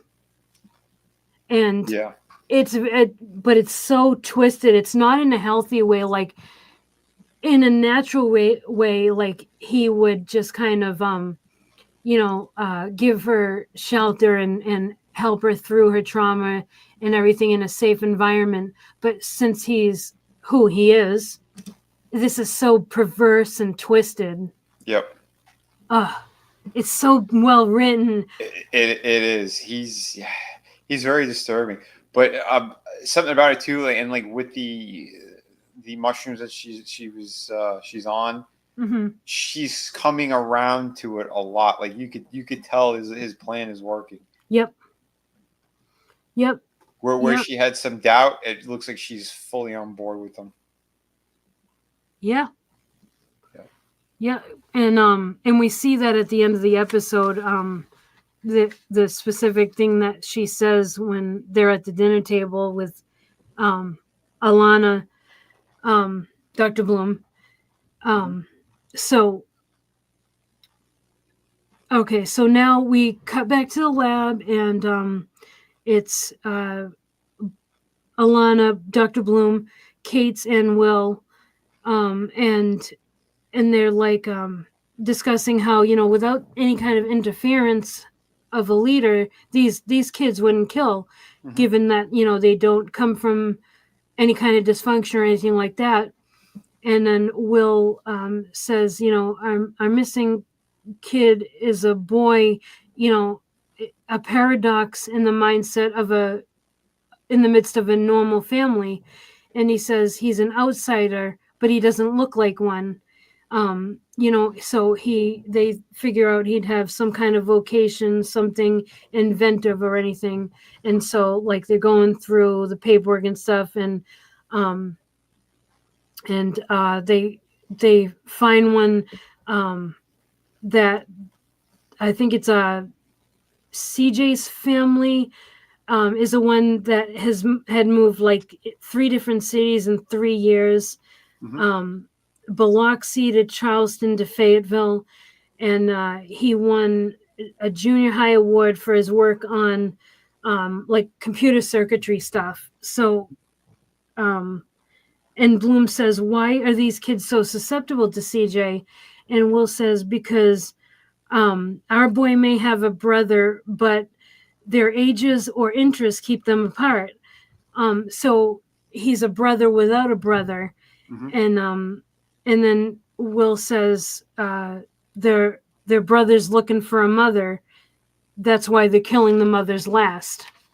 Yeah.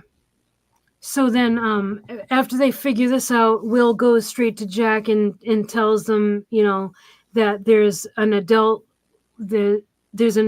with, some kind of influence, like a woman, some kind of mother figure, and she's looking to form a new family.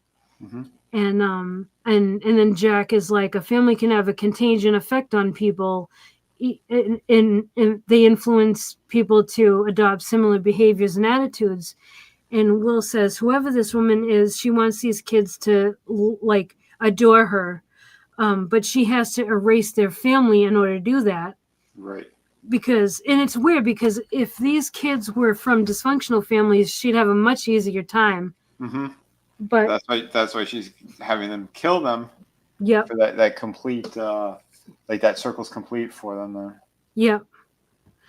And then and then Jack says, so she abducts them, convinces them nobody could love them as much as she does, and then to like sure up the deal, they kill the kid's family, and then stuck with her no matter what. Yep. And that's why I think that's what happened to that other kid. He couldn't do it or whatever happened, and they decided to throw him into the fire pit. Yep. Or into the fireplace rather. Yeah. So yeah, and that's why she was pissed, and she's like, yeah. Yeah, because that kid Connor, so he was unfit to be in the family because if he can't get rid of his mom, he would never accept her as his new mom. Right. And he'd probably end up going back to him at some point. And she'd rather see them dead than that. Yeah. Very deranged. Yeah. And hello, retrowave.ai. And she says, I remember this episode was so creepy. Yes, this has been an awesome episode. And thank you for joining us. Yeah, welcome. Yes, welcome. And so where are we now? Okay, yep. And then how do they get that lead on where they might be? Because I think this is where we have the kid knocks on the door. They show one of them. Yes. Okay. So Will tells Jack about this. There's a security camera in the convenience store. Remember the convenience store we saw earlier in the episode? Right. That scene must have like disturbed. Well, they were searching the areas of where those kids went missing, and that convenience store was in the area. So that's how they must have obtained this evidence, because Will tells Jack about this security camera footage, of that kid Chris. His name is Chris O'Halloran, with an unidentified woman. I remember what's his name? Was it Price, the other guy who works for them, the CSI part of it? He ran up to Jack with a piece of paper, and was it that because there were kids that were missing in that area as well. I think that's what they were trying to hone down. So it was like the surveillance camera, plus if there were any missing children in that town or something. Yeah, that's a combination thing, because that's the one thing I will say, because there is so much that happens on these episodes, is when it comes to exposition and like where they're gonna get to point A and B, they kind of say it fast, and then they just kind of like they're there. Yep. That's the one thing where it's like, if they just slow that pace down just a bit. But basically we do see this kid popping up now by the door. He's knocking on the door, and his mother answers, and she starts freaking out like, "Oh my god!" And like, "It's you!" And she's hugging him, and the kid's not showing any reaction. Yeah, you can see that the mother's like, like she won't let go of him. And then I think we have Jack and the feds, like they come rushing to that house, hoping that they're not too late. Yep. They storm through which is funny. That this kind of, like, I made a mental note of this because the FBI and SWAT, they show up at this house. They bust the door down, and it turns out that the family and everybody are in the backyard. It's like they could have just gone, like, why didn't they secure the entire perimeter? Right. And they would have seen the family outside. Well, I'll tell you why. Because the Diddy thing didn't happen yet. Remember how they came in on the boats in the backyard as well? Oh my god. And so so we see the family is outside, like they're standing at the grill, and we see that kid, the older kid CJ, is pointing the gun at Chris's real mom, and she's like, no. and then in the and then the yeah. So Will is like, Well, the little kid, the kid whose family it is, he's pointing the gun. He was pointing the gun as well, wasn't he? Oh wait, no, you're right. no, It was the older one, the older, and then yeah, as the SWAT were coming in there, he starts running. The kid whose family it is, he starts running further into the yes. backyard. Okay. So yeah, because there's an agent that the agent takes a shot at CJ, and CJ's down. So Christopher then runs off, And and Graham follows. yes, yeah, Will, yeah, they follow, Yeah. and And that's when the kid he pulls out a gun out of his coat pocket, and yeah, Will yells at the other cops, don't shoot, no matter what, yes, don't shoot." yes, and he stops right in front of like the shed outside by the pool, Hmm. and like Will's in front of him, and the kid, the kid is in between Will and the shed, and then as they're talking, you know Will starts to kind of like be like, it's okay, you're home now. And as soon as he says you're home now, the door opens behind Christopher, and this happens in slow motion, which was cool. Hmm. That woman, the kidnapper, she comes out of the pool house, and she holds the gun, like she hugs oh, what's his name, Chris, with it, the little kid Chris, with it, but she's holding the gun on him, and and she's like, shoot, like she's telling him to shoot Will, and Will is like, it's okay, and he goes to like get on his knees and try to talk to Christopher, but all of a sudden there's an agent like outside, like sideways across the yard, takes a shot and takes that woman down. Wasn't it Beverly? I'm not sure. Was it? I'm pretty I sure it was Beverly, the Okay, Asian one. cool. Yeah. I Yeah, like I couldn't remember. I couldn't remember who it was. Um, but yeah, it came from the side of the yard. And then yeah, they rescue Christopher, and then so Christopher is in Jack's car, and he's like, "Can I go home now?" And Jack is like, "Probably not for a long time." And he's like, "You came here to kill your family. You're gonna have to talk to a lot of people and explain what you did and why you did it and everything."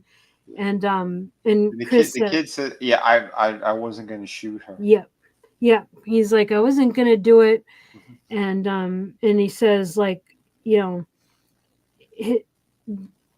he, he explains like, this woman said that his family wasn't his real family, and they had to make a new family. And he asked Jack, he's like, "Do you have a family?" And Jack is like, "I don't have any children."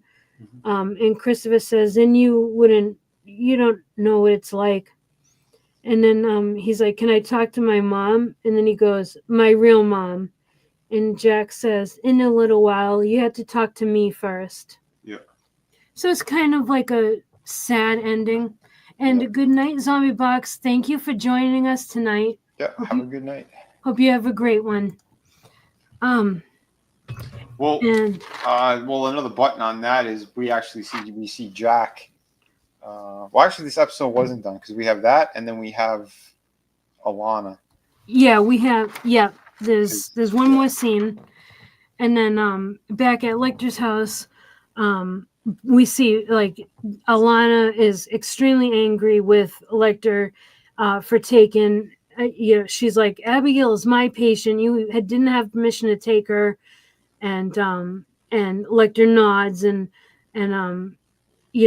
Bloom is like, "I'm not a professional scold, but don't ever put me in this position again."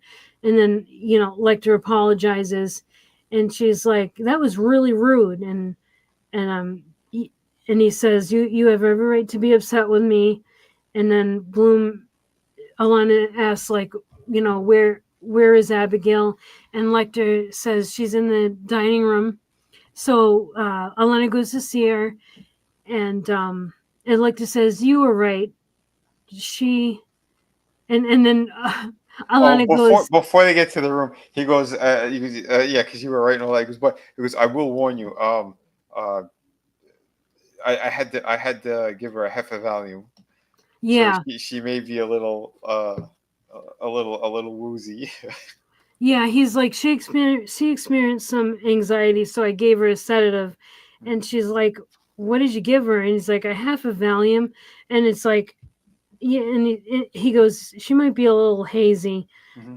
Oh man. And then Bloom walks into that dining area, and she sees Abigail, and Abigail's like just at the dinner table. You can tell she's not really herself. Hmm. Um and there's, you can see that there's three place settings, and Alana goes, you were expecting me? And Abigail, this is when we see Abigail, like she's still tripping, Hmm.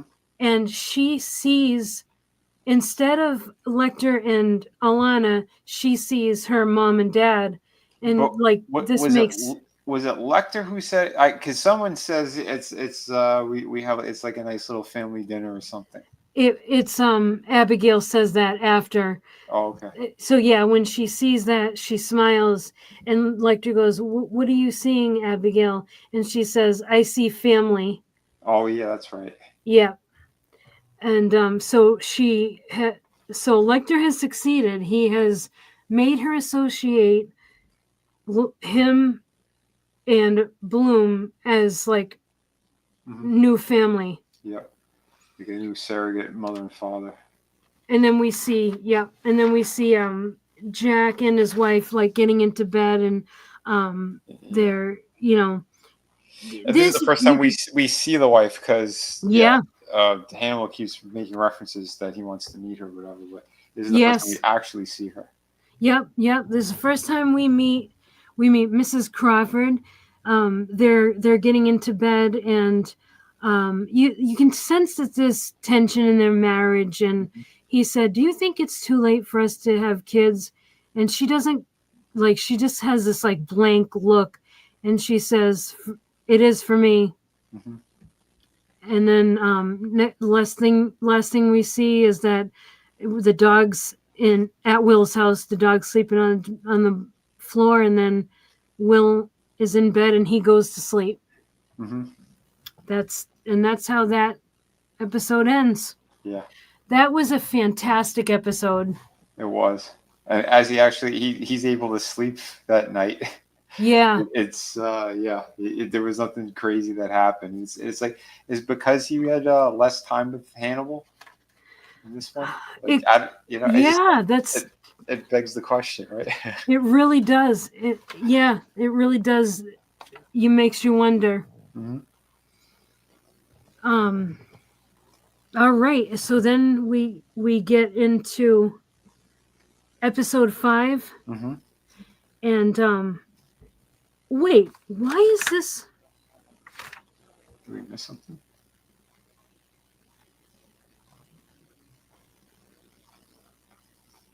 Is Because I know he doesn't he do the sleepwalk thing in the beginning of this one. Yeah, I put the sleepwalking thing in the wrong episode. I put it in the beginning of 4. It's the beginning of 5. What the heck? Well, I thought he did it more. He had done it more than once, was it? Or was it all in the same episode that he did the sleepwalking? Yeah, you're right. He has been sleepwalking, but this, yes, yeah, Yeah, because it yeah, was more minor, and then yeah. in this one, This he's one, full on walking in the street yeah, barefoot, like he just got out of bed and he just went for a walk. yeah. All right, so I've got it right in my notes. All right, that was like I almost had a little heart attack. Yeah. All right, so Oh, I got all right. Um, okay, so now episode 5, we see Will is walking barefoot, um, like down the street, and there's a giant stag behind him, and he like stops, and he's just standing still, and the stag kind of nudges at his arm, and then I'm licking his hand. yeah, like kind of like yeah, like yeah, nosing in his hand, licking his hand and stuff. And the cops come. That wakes that wakes him up. Yeah, the headlights come straight at him. Yeah, and then so the cops are like, "What are you doing?" Like, is we find out that like, well, we know he's like full on sleepwalking. We like in it like in his underwear, just walking down the street. He's like, the cops are like, "Where do you live?" And he's like, Wolf Trap, Virginia, and the cops are like, well, that's good because we're in Wolf Trap, Virginia. It's like Right. he has wandered far from home. It's like it's crazy. Mm-hmm. And the what we see in his sleepwalking like dream is a deer. It's actually a dog. Yeah, one of his strays. Yeah. It walked with him, which was really great. Yep. That's how loyal it was. Like it knew something was wrong and still went with him. Yep. Yep. A golden retriever or something. So they take him, they get him in the cop car, and he gets to safety and everything. Yeah, and give him a coffee or something too. But yeah, he's alert now. Yeah. Because when they were talking to him originally, he was still like a little out of it. Yeah, kind of like in that half dream, half awake state. Yeah.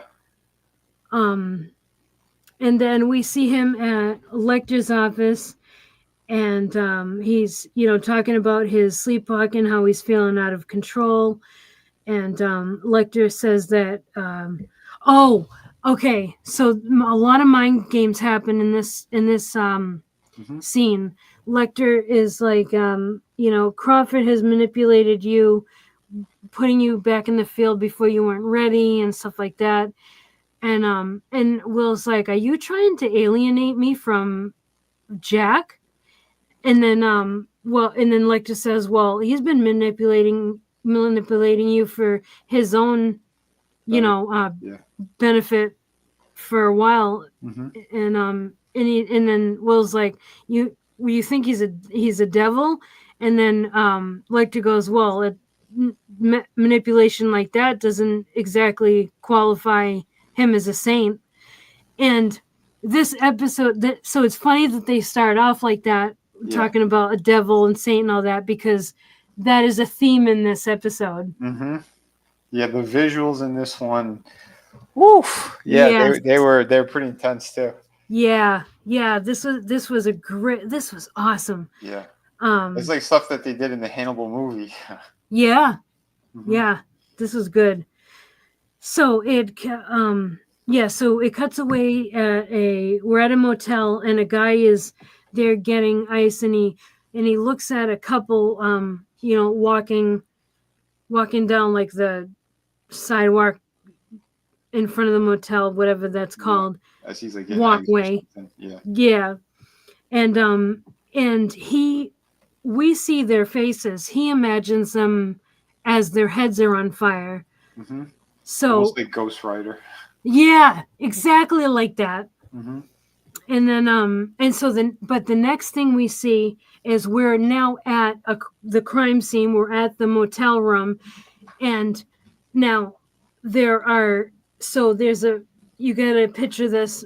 You walk into the hotel room, there's the bed in front of you, and on each corner of the bed are two people in a praying position, on their knees, but their backs are cut a certain way so that the skin pulls out to make it look like they have angel wings. Yeah. Oh, yeah, and they're held up with fishing line. Yep. And then, oh man, it's such a sight. It really is. It is. And so Will is like, okay, so these people are made to look like angels, praying for the killer, and then Will, does his reconstruction thing, and he's like, they're praying to him. Yeah, and I'm sorry, they're not praying to him; they're praying for him. Oh yeah, all right, yeah, that was right. Yeah. Yeah, because he goes, I'm going to need a plastic sheet. Like he lays on the bed and kind of like revisualizes everything. Yep. Yeah, that's right. And the way so when he reenacts the scene and we see those flesh wings come up, Yeah. Oh, dude, Yeah, it was what a creepy. visual! Oh yeah. And as Will is doing this, when the flesh wings go up, he says, "This is my gift to you. Now I lay me down to sleep." Um, uh, and so they find like there's vomit at the scene and stuff like that, and Hmm. yeah, they do their crime scene stuff. And then next we see Lecter serving dinner to finally Jack and his wife, Hmm. and he serves like some foie gras. And do you know what that is? Oh, I can't think of it right now. I know at some point I did know, but I don't recall. It's I think it's disgusting. Oh, It's I believe it's like fatty liver, but it's induced in, I think it's ducks or geese or something like that. mm-hmm. Um, and then It's sort and of like a pate kind of. yeah, Yeah, yeah. and but it's actually really inhumane the way they do it. And she's like, "Do you mind if I skip Hmm. um this course?" Because she doesn't like the idea of the foie gras. Yeah, that And it's yeah, inhumane towards the animals. yep, yep, and he like isn't insulted by this or anything like that. He's like they're talking about, basically, he's like, I only employ humane butchers and stuff like that. Hmm. And he's like, he says he like has no taste for cruelty to animals and stuff like that. No, it's only people that he, Hmm. yeah. Like so then yeah, he talks about his ethical butcher. And then he goes over to by Jack's wife, and he like takes a sniff of her, and he like guesses her perfume. Yeah. And he says that like, and she was like, she's impressed by that. And he's like, well, when I was young, I was actually aware that one of my teachers had stomach cancer due to his, like he could smell it on him. Yeah. And she's like, that must have been a neat party trick. Yeah. Jack said that. Yeah. Yeah. Oh shit. Oh my, what he's doing to Jack is just that's inhumane. Oh man. Oh, Oh. shit. And then like, okay, so now they're at the lab, and um Kate says, death makes angels of us all, and gives us wings where we had shoulders, smooth as raven's claws. And Zeller guesses Robert Frost, and Will says Jim Morrison. And Kate's kind of looks at him, and she's kind of like amused that he would know that reference. Right. And so they start pointing out that there are fishing hooks and lines, and that maybe, you know this guy is some kind of fisherman. And Zeller says, um, like, God loves angels, Jesus was a fisherman. Is this some kind of Judeo-Christian upsetting? And Will says, this is a very specific upsetting. Hmm. And then he says, this woman. Okay, so as they're examining the flesh, the contents of the wounds and everything, they are able to determine, like, the chemical makeup, that the woman actually lived for 15 minutes after she was like Yeah. skinned. Hmm. Yeah, because Um, at first, yeah, I know, yeah, they were thinking, was this a Viking, um, like ceremony thing? Because that's what the Vikings used to do, stuff like yeah, that. Yeah, as they were breaking it down with that conversation. So yeah, yeah, I do like that they touch upon a little bit of everything. But yeah, so she was alive for 15 minutes. yeah, yeah, due to some paralytic agent. And Will says that they were set up in prayer for him. He's afraid of dying in his sleep. And then based on the all the they tested the killer's vomit, and based on the drugs and everything in the vomit, they're like he was on dexamethasone and all kinds of other different meds, and they were able to deduce that he has a brain tumor. And so what he's doing is he's creating these angels to watch over him. Right. So that's where this episode is. That this is has a religious aspect to it. It's actually quite an episode. Mm-hmm. Yeah, because there's something more that happens. It's not as clear cut as they're assuming it to be. Yep. And then Jack's wife. Now we see Jack's wife in session with Lecter, and she's like, I've seen him twice a week at first, and now it's just once a week. And then Lecter's like, you're not telling Jack, and she's like, I don't feel I need to, and we don't have any context to this conversation. It's the middle of the conversation. Yeah. And she's like, isn't this a conflict of interest? Like, how you work with my husband and all this stuff. And he says, well, he's basically yes, but no. Mm-hmm. And we see that she's upset that Jack has, so much to worry about that it's too much that she can't add to his worry. And that upsets her. Yeah. It's like she wants to support she wants his support, but she doesn't want to burden him. Right. And right now, yeah, we're under the assumption that she's probably cheating on him. Yes, that's the way that it's playing out with their dialogue. That is how that's the sense you get. Yeah, it's that's all we know at this point. Yep. And because the previous episode, the way that it ended with them getting in bed, it really looked loveless and like, it really looked like they had problems in their marriage. Cold. Yeah. Yeah, and now with her saying this, it really sounds like she's having an affair. Mm-hmm. Okay, and then we see now Will is having a session with Lecter, and they're discussing, this current killer, how this killer feels abandoned, and Lecter asks if Will feels abandoned, and he tries to like tell him how Jack abandoned him by not looking after him mentally, when he threw him into the field and not like not looking after him, kind of abandoned him in the field like that. Mm-hmm. And that's when he asked, so you trying to alienate me from Jack?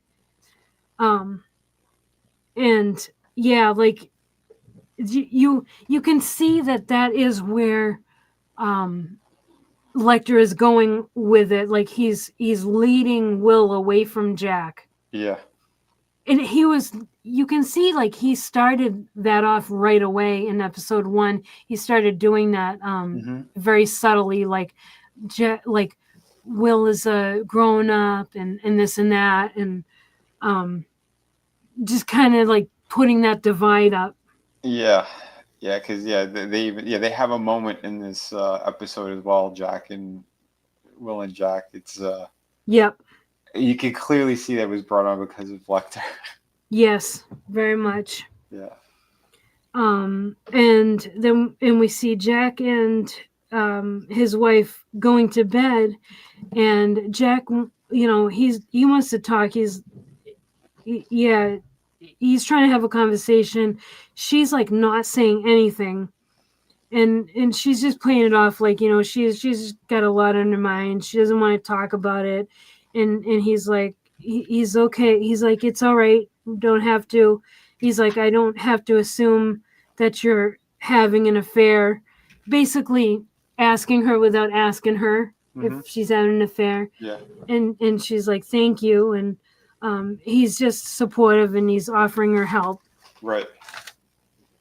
and then it cuts to an alleyway, and we see the killer, passes what looks like a security guard, and when he looks at this security guard, he imagines his head on fire, just like the first two. Mm-hmm.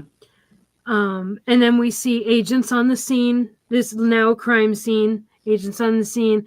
Will is staring up at a man like hanging up on like the scaffolding next to a building. Yep. And he's got the wings. He's way Yep. high up And too. it's backlit. He's got to be like what, 4 stories up, Yeah, at least. or close to it. Yep. Yeah, with the backlighting, so he's mostly silhouette. Like it looks really creepy. It looks like out of the movie, when Hannibal gutted the that Italian actor detective. Yep. Something like that. Yeah. But that scene, that looked awesome. Oh yeah, it did. Or like the security guard from Silence of the Lambs when he had him left in the cage. Oh my God, you're right. I totally forgot about that. Yeah. It's Holy very shit. similar. Yeah. That's what they did, a really great job at recreating a lot of that type of stuff. Wow, nice. Yeah, I completely forgot about that. Mm-hmm. Which again, it adds a little more to those movies too. Yeah. Watch this series first. Yeah, definitely, big time. And okay, so now Jack is like, "Why the wings?" And Will says, it isn't this isn't biblical. Like, angels don't fly in the Bible. We only see them flying in paintings and sculptures and stuff. And and then across the alleyway, they find a pair of testicles on the ground. Mm-hmm. And they figure out that so this guy is preparing to become an angel, and Will deducts that because it will turn, like he says to Jack, angels don't have genitalia. Yeah. And so then they're discussing that stuff, and Will says he's no, I'm sorry, Jack says, so he's accepting that he's dying. He's and then Will's like, accepting or bargaining. And then Zeller, this is funny. Zeller looks at because he picked up the testicles in the evidence container. He looks at the testicles and kind of like goes, bargaining chips. That was funny. Oh, shit. And then Jack asks if this means that he's done or is he just getting started. And Will's like, yeah, I don't know. And Jack asks, how is he choosing his victims? And then he keeps on asking Will questions, and Will's like, I don't know, ask him. And Jack says, I'm asking you. Yeah. And Will goes, you're the head of the behavioral science unit, Jack. Come up with your own answers if you don't like mine. Exactly. Yeah, and like it's everybody, and they all start walking out of the alleyway. Yeah, everybody does like that. Okay, it's time for us to leave now. Yeah. They're all afraid of Jack, which is great. Yep. And then right away, Will apologizes to him. Yeah, like, well, Jack goes, I did not just hear that. And Will's he's like, no, you didn't. I'm sorry. And, yeah, that was really out of character for Will. But see, that's a little seed planted in his mind by Lecter. Yep. That son of a bitch. Yeah, this is true. The Jason X scene at the beginning is kind of like Hannibal versus the guard. Yeah. Wait, which scene? The Jason X.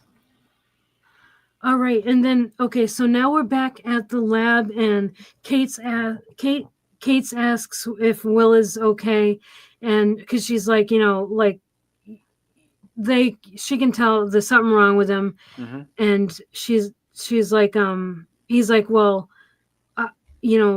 how would I know if something's wrong with you? And she's like, you wouldn't, but I would tell you. Can you do me the same courtesy?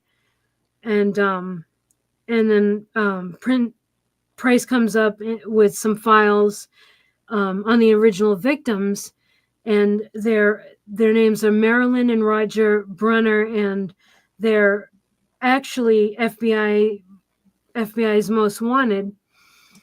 And he goes, he likes to rape and murder, and she likes to watch. Mm-hmm. And then didn't they also they got a report of the guy they found in the alleyway that he's not who he said he yep, was either. He's not an actual guard. He was pretending to be one, and he was another kind of criminal or serial killer. yep, he's that guy's a convicted felon. We don't know what of, but he's not. Yeah, he wasn't a security guard. So Kate, I should call her Beverly. That's her first name.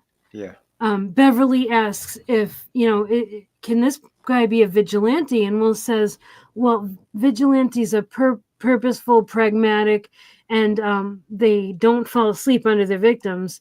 This guy thinks he's doing God's work. And Beverly says, yeah, that spells vigilante. And Will says, well, playing a god has other advantages, one of them being alone. So he makes angels out of demons. Mm-hmm. And then okay, so now we're in Lecter's office, and it's Jack's wife, and Lecter asks, oh yeah, he says, does Jack suspect anything? So it's still kind of seems like there's an affair going on. And then he goes, he must know that you're keeping something from him. And she says, well, he asked me if I was having an affair by reassuring me that I don't have to ask, Mm-hmm. but that he doesn't have to ask. And Lecter's like, I don't think that Jack thinks you're being unfaithful. And she's like, what? She asks why do you think that? And Lecter says, it's clear that you love your husband. And she says, well, a woman, that loves her husband can still find a reason to cheat. And this is where we find out the truth. Lecter says, but not you. You just seem more betrayed by Jack than by your own body. And she says, well, I don't feel betrayed by Jack. And there's no point in feeling betrayed by cancer for doing what cancer does. Yeah. And then, they discuss how that she's going to die and stuff. And so, yeah, that's the secret that she's been keeping. And that's a heavy burden she's been bearing all by herself, that she's dying of cancer. Yep. And, this gets really sad. It's rough. Yeah. Yeah. So now we see, we're at Will's house, and he wakes up in his underwear on his roof, and the dogs are like barking at him from the window.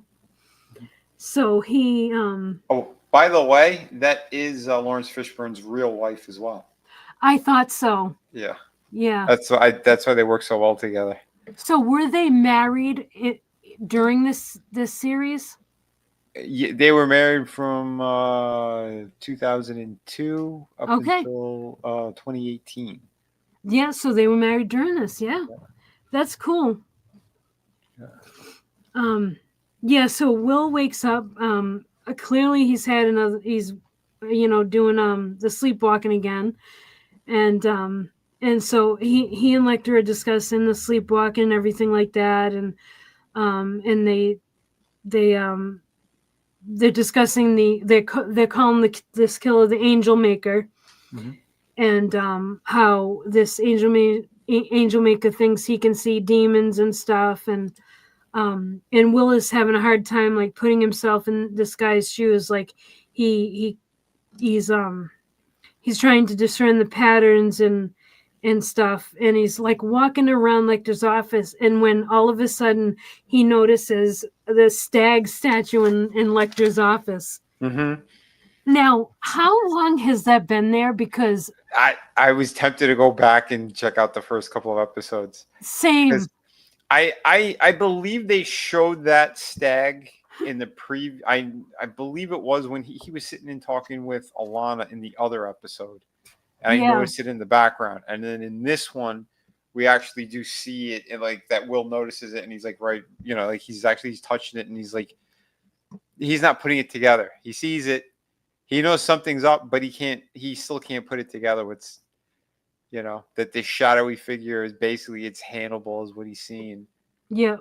but he's not. Yeah, he's it's not clicking for him. Yeah. Yeah, but yeah, that was weird when Will walked over to that. I was like, wait a minute. Yeah, that was And nuts. yeah, and the way that Will like interacts with the statue, it's like he's just drawn to it. Like, but yeah, it's just it's an awesome scene because like he's drawn to it and captivated by it, but he doesn't really make the connection. Yep. And it's like, and it's like, yeah, it's just amazing. I really just liked that the way that they filmed that. Yeah, it was good. And as he's like inspecting this, well, he's kind of like he's like he's touching it and stuff like that. And as he's doing that, Lecter, uh, and they're talking as well. Lecter walks over to him and he like kind of he sniffs Will, and Will goes, "Did you just smell me?" Yeah.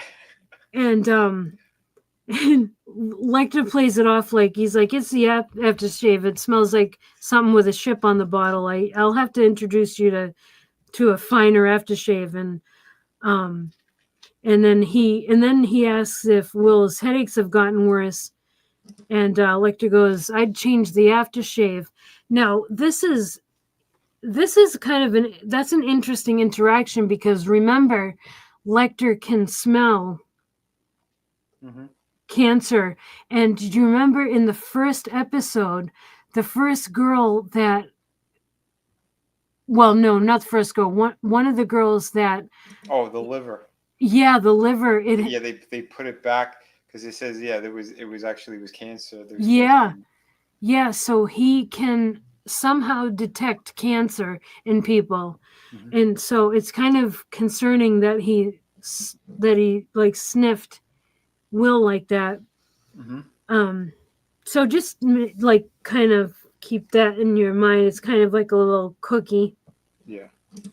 And then we're at the FBI, and Zeller is talking to Crawford, Jack, who and he's holding a file, and it's uh, Elliot Bootish is the name of this angel maker guy, and he's a truck driver, fishing license, all that stuff.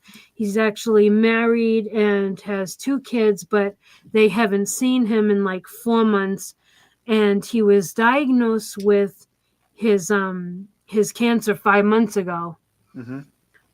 Um, and then Jack, and then we see Jack questioning um the angel maker's ex, who is now his ex-wife. She left him because of the well, she says, "I left him because of the cancer." And when she said that, I was kind of like, what? And then she explains that it's actually he pushed her away. Like she actually took a leave of work to take care of him and everything. But when he started to lose his mind, and just it was like a bad situation, so she removed herself and the kids, from him Hmm. for their well-being and everything. And then Will asks if did your husband's faith falter after his diagnosis, and she says he was never religious. And she's like, why is he doing something religious now? And then Jack says, ma'am, your husband is dying soon. And he's like, we'd like to find him before he hurts himself or anyone else. Hmm. And then she reveals that that you know he once had a near death experience as a child where he suffocated in a fire, and he was saved. As this was when he was a little boy, and he was saved by a fireman, and the fireman said to him, like, the fact that he survived, he must have had a guardian angel Hmm. watching over him. And they asked where this happened, and she reveals that it happened on the farm where he grew up. So they go to the farm, and Jack and Will go to the. It's like they go into this barn, and instantly we see angel maker Buddhish hanging there. He turned himself into an angel, took his own life, and Will says, "Well, this will be the last one." And yeah, Yeah, they start kind of bickering back and forth because yeah, he's like, Jack, like I can't do this anymore, and yeah, Jack's trying to manipulate him, and then at the same time, he pulls that, well, you're a grown man, like it's up to you, whatever, and then yeah, and he walks out. yeah. Like he pulls like he. Okay, so Jack really drops the ball because like Will is saying like this is bad for me. Like yeah, I can see like I'm useful in the field, but these visions like these are bad for me. This is having a bad effect on me. And he says that he's been thinking of he's even toying with the idea of quitting and stuff. And Jack is like if you quit doing this and you're in a classroom and murder comes across that you could have solved, it will like cloud your whole classroom and really lay in a guilt trip so Mm-hmm. terrible, like Yeah, handled him so terribly. Like this is your agent telling you I am not mentally well to be in the field, yeah, and he's just pushing him like, no, you gotta be, I need you, and really like being an asshole. yep, um, and so Jack is like, fine, you know what? Do whatever you want. You're a grown man. And he walks out and leaves them there. He just leaves them there. yep, He with Buddhist hanging up there like an angel, yep, and Will saying, this is really, I'm having a hard time with this. He just walks off and leaves Will alone. mm-hmm, What an asshole. yep. Yeah, So like they planted the seeds to make this character more of like a shit. yeah, for real. Mm-hmm. Um, and yeah, so then Will, after Jack walks away, literally abandons him. I mean, he fucking like Lecter is saying, Jack has abandoned you, and literally he just did. Mm-hmm. So yeah, that's bad.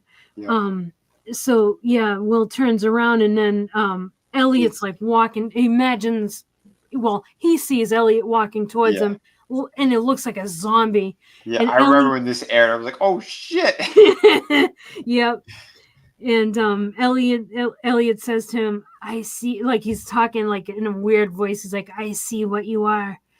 I see what you are, Will." I could help turn you into what you need to be, or something. Yeah, And then yet you see like through the eyes of that serial killer guy, and we're looking at Will now, and his head's on fire like the other ones, yeah, because he yeah. could see like the evil in him, and he wants to turn him into an angel as well. Yes, that was such a heavy scene. Yeah. Seeing Will, like remember this guy thinks Mm-hmm. like when he sees bad people, he sees them with their heads on fire. Mm-hmm. So that was wild. And when he says, "I see what's inside you, I can bring it out of you," and Will says, "Not all the way out," Mm-hmm.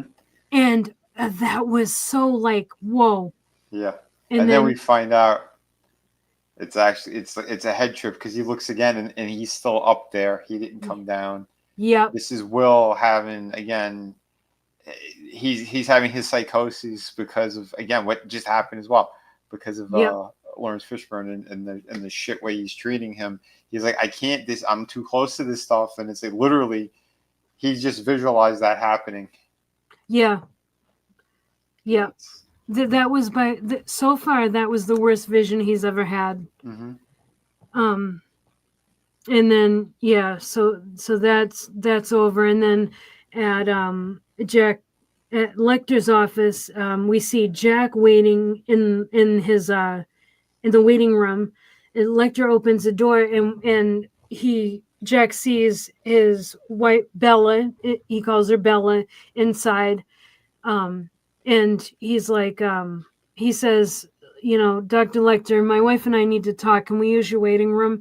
And Lecter offers him, his office. And she's like, were you following me?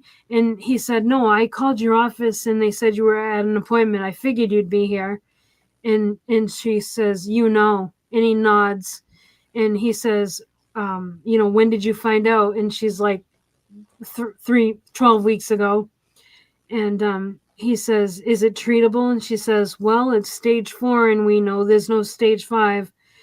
And he's really upset that she didn't tell him, and he asks about chemo, and she's like, I don't want to do it. And he says he's there for her, and that they'll beat that together and stuff. And he's just really being supportive. And he asks, why didn't you tell me? And she says, I didn't expect things to change as much as they did. And that's how that was left. And then we see Will at the FBI. He's heading to Jack's office, and they had that other conversation, and I thought they had that conversation in the bedroom before they had the one in the office. Well, that came after. Jack and his wife. Yeah, because they had a couple of conversations. I thought they had another one that was so the one they had so they had the conversation in the bedroom. It was basically her not talking, and he's like, I don't have to ask you if you're having an affair, right, and stuff. But she hasn't been talking to him. And then that's why he called her office, and then he knew that she would be at Lecter's office. So wait, there is another scene when they're in the bedroom together after this, right? Because there was one where he's extra understanding and kisses her goodnight. Oh yeah, yes. Okay. Yeah, because I guess I'm getting that conversation mixed with this one in the office a little bit. Yes, they do. They have another conversation, and he's like being supportive and stuff, and yeah. Okay. Yeah. And then Will is now we see Will at the FBI. He's heading to Jack's office, and Jack is just sitting there, and Will's like, I know you're not ready to talk, but when you are, I'll be here. And I'm not going anywhere and until you do talk, and that concludes episode 5. Yeah. That was good stuff. Very. Yeah, this is a very solid show. Oh, I found out the reason why we didn't get it continued. Basically, it came down to piracy. Oh, again, like with Ash versus Evil Dead? Yeah, because they were seriously considering it, and then when it hit Netflix, there was a whole bunch of piracy that happened, and it had like almost no views while it was on. And they said a lot of Europe loved it. Surprisingly so. They said that's where most of the piracy was happening from. So yeah, they that's what they did. Oh, that really sucks. So had the ratings been solid, they would have continued it, at least given us another season. Yeah, absolutely. So yeah, again, two great series destroyed because of people as scumbags. That really sucks. That really sucks. I mean, and that was network television, so it's not like it was a paid subscription service. Right. But the thing is, once they took it, once it wasn't on NBC anymore, at that point, we didn't have all the streaming stuff yet. Yeah. I think only CBS was the one where they were first trying it. So, yeah, you didn't really get a chance to see it again. Yeah. And until a little bit later, so. Yeah. That sucks ass. It very much does. That's too bad. I hate that's the reason. Yep. It'd be one thing if the ratings fell off. Like, that's fine. That's what the people decide. But yeah, because of piracy. No bad reviews, nothing like that. It was just literally like no one watched it because everybody stole it. That sucks so bad. Yeah. All right. Well, this was awesome. I loved reviewing these episodes with you. Yep. Yeah, like these episodes were great tonight. They were. Yeah.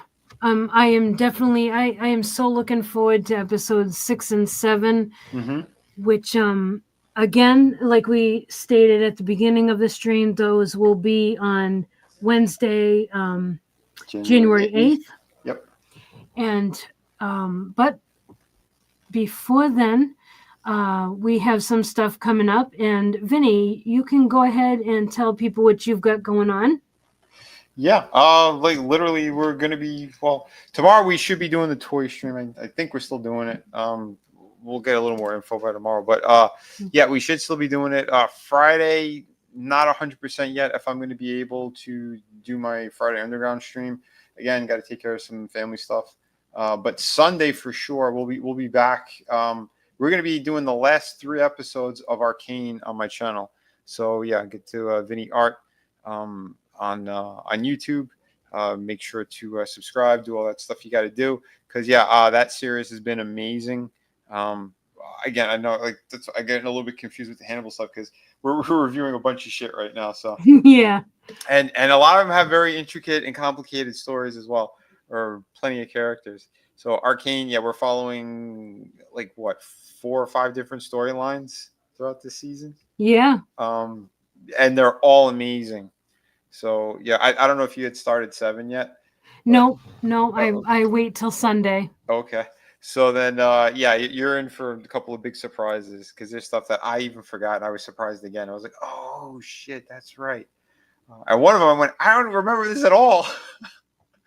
So I don't know, but it's been a minute, and there's a lot that's been going on too. So, but yeah, if you are looking for some awesome books, I got them out there too. The Shadow of the Kraken book, that's still available. Go to vinnyart.com. It'll take you right to the Indiegogo campaign, and all my books ship immediately. You got like almost no wait time.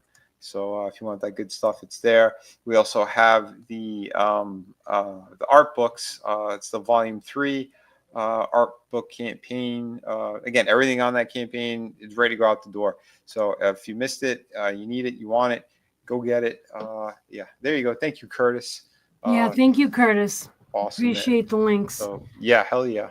Plenty of great stuff there. And, awesome. Yeah. And in case anybody doesn't have it, yes, I do have it. Vinny's channel link is in the description. Be sure to sub, and because he has been a fantastic co-pilot with me in these reviews, and yeah, it's great to talk about the stuff we actually enjoy. Yes, it is. This is why I do movie reviews and show reviews. I need the escape, and it's just fun. Yeah, and sure. I think we all need that. And yes, there it is. Curtis has it. Vinny Arts channel. Thank you, man. Hell yeah. That's this comics channel, and Vinny's regular channel is in the description. And I want to thank you. Oh wait, I should say first. So yeah, I do wrestling. I do the Tuesday night television on ETUB's channel, Wrestling with Horror, and I do that on Tuesdays at 8:30 p.m. Eastern. We are actually taking 2 weeks off for the Christmas and New Year's, the holidays. Mm-hmm. So we will be back doing that on Tuesday, January 7th, and then we'll be doing this stream Wednesday, January 8th. That'll be the week that I come back, and then Etep and I do come back with the horror movie reviews. Nice. So then that means that week. We're going to be starting Arcane season 2 then, right? That's Sunday. Yeah. All right, beautiful. So everything starts back up on that week, the week of the week of 6, 7. Well, I guess we'll say 7. Yeah, we'll say that's 7 is when you're officially back streaming. Yeah. Okay. So the week of that 7. All right. Yep. Perfect. And then and Tommy, I know that you're recovering. I hope that you feel better soon. Yeah, man. Definitely. Like I said, if we have enough stuff here, then yeah, we'll probably end up doing a toy stream anyway on behalf of the guinea pig, and hoping that he's going to stay rested up.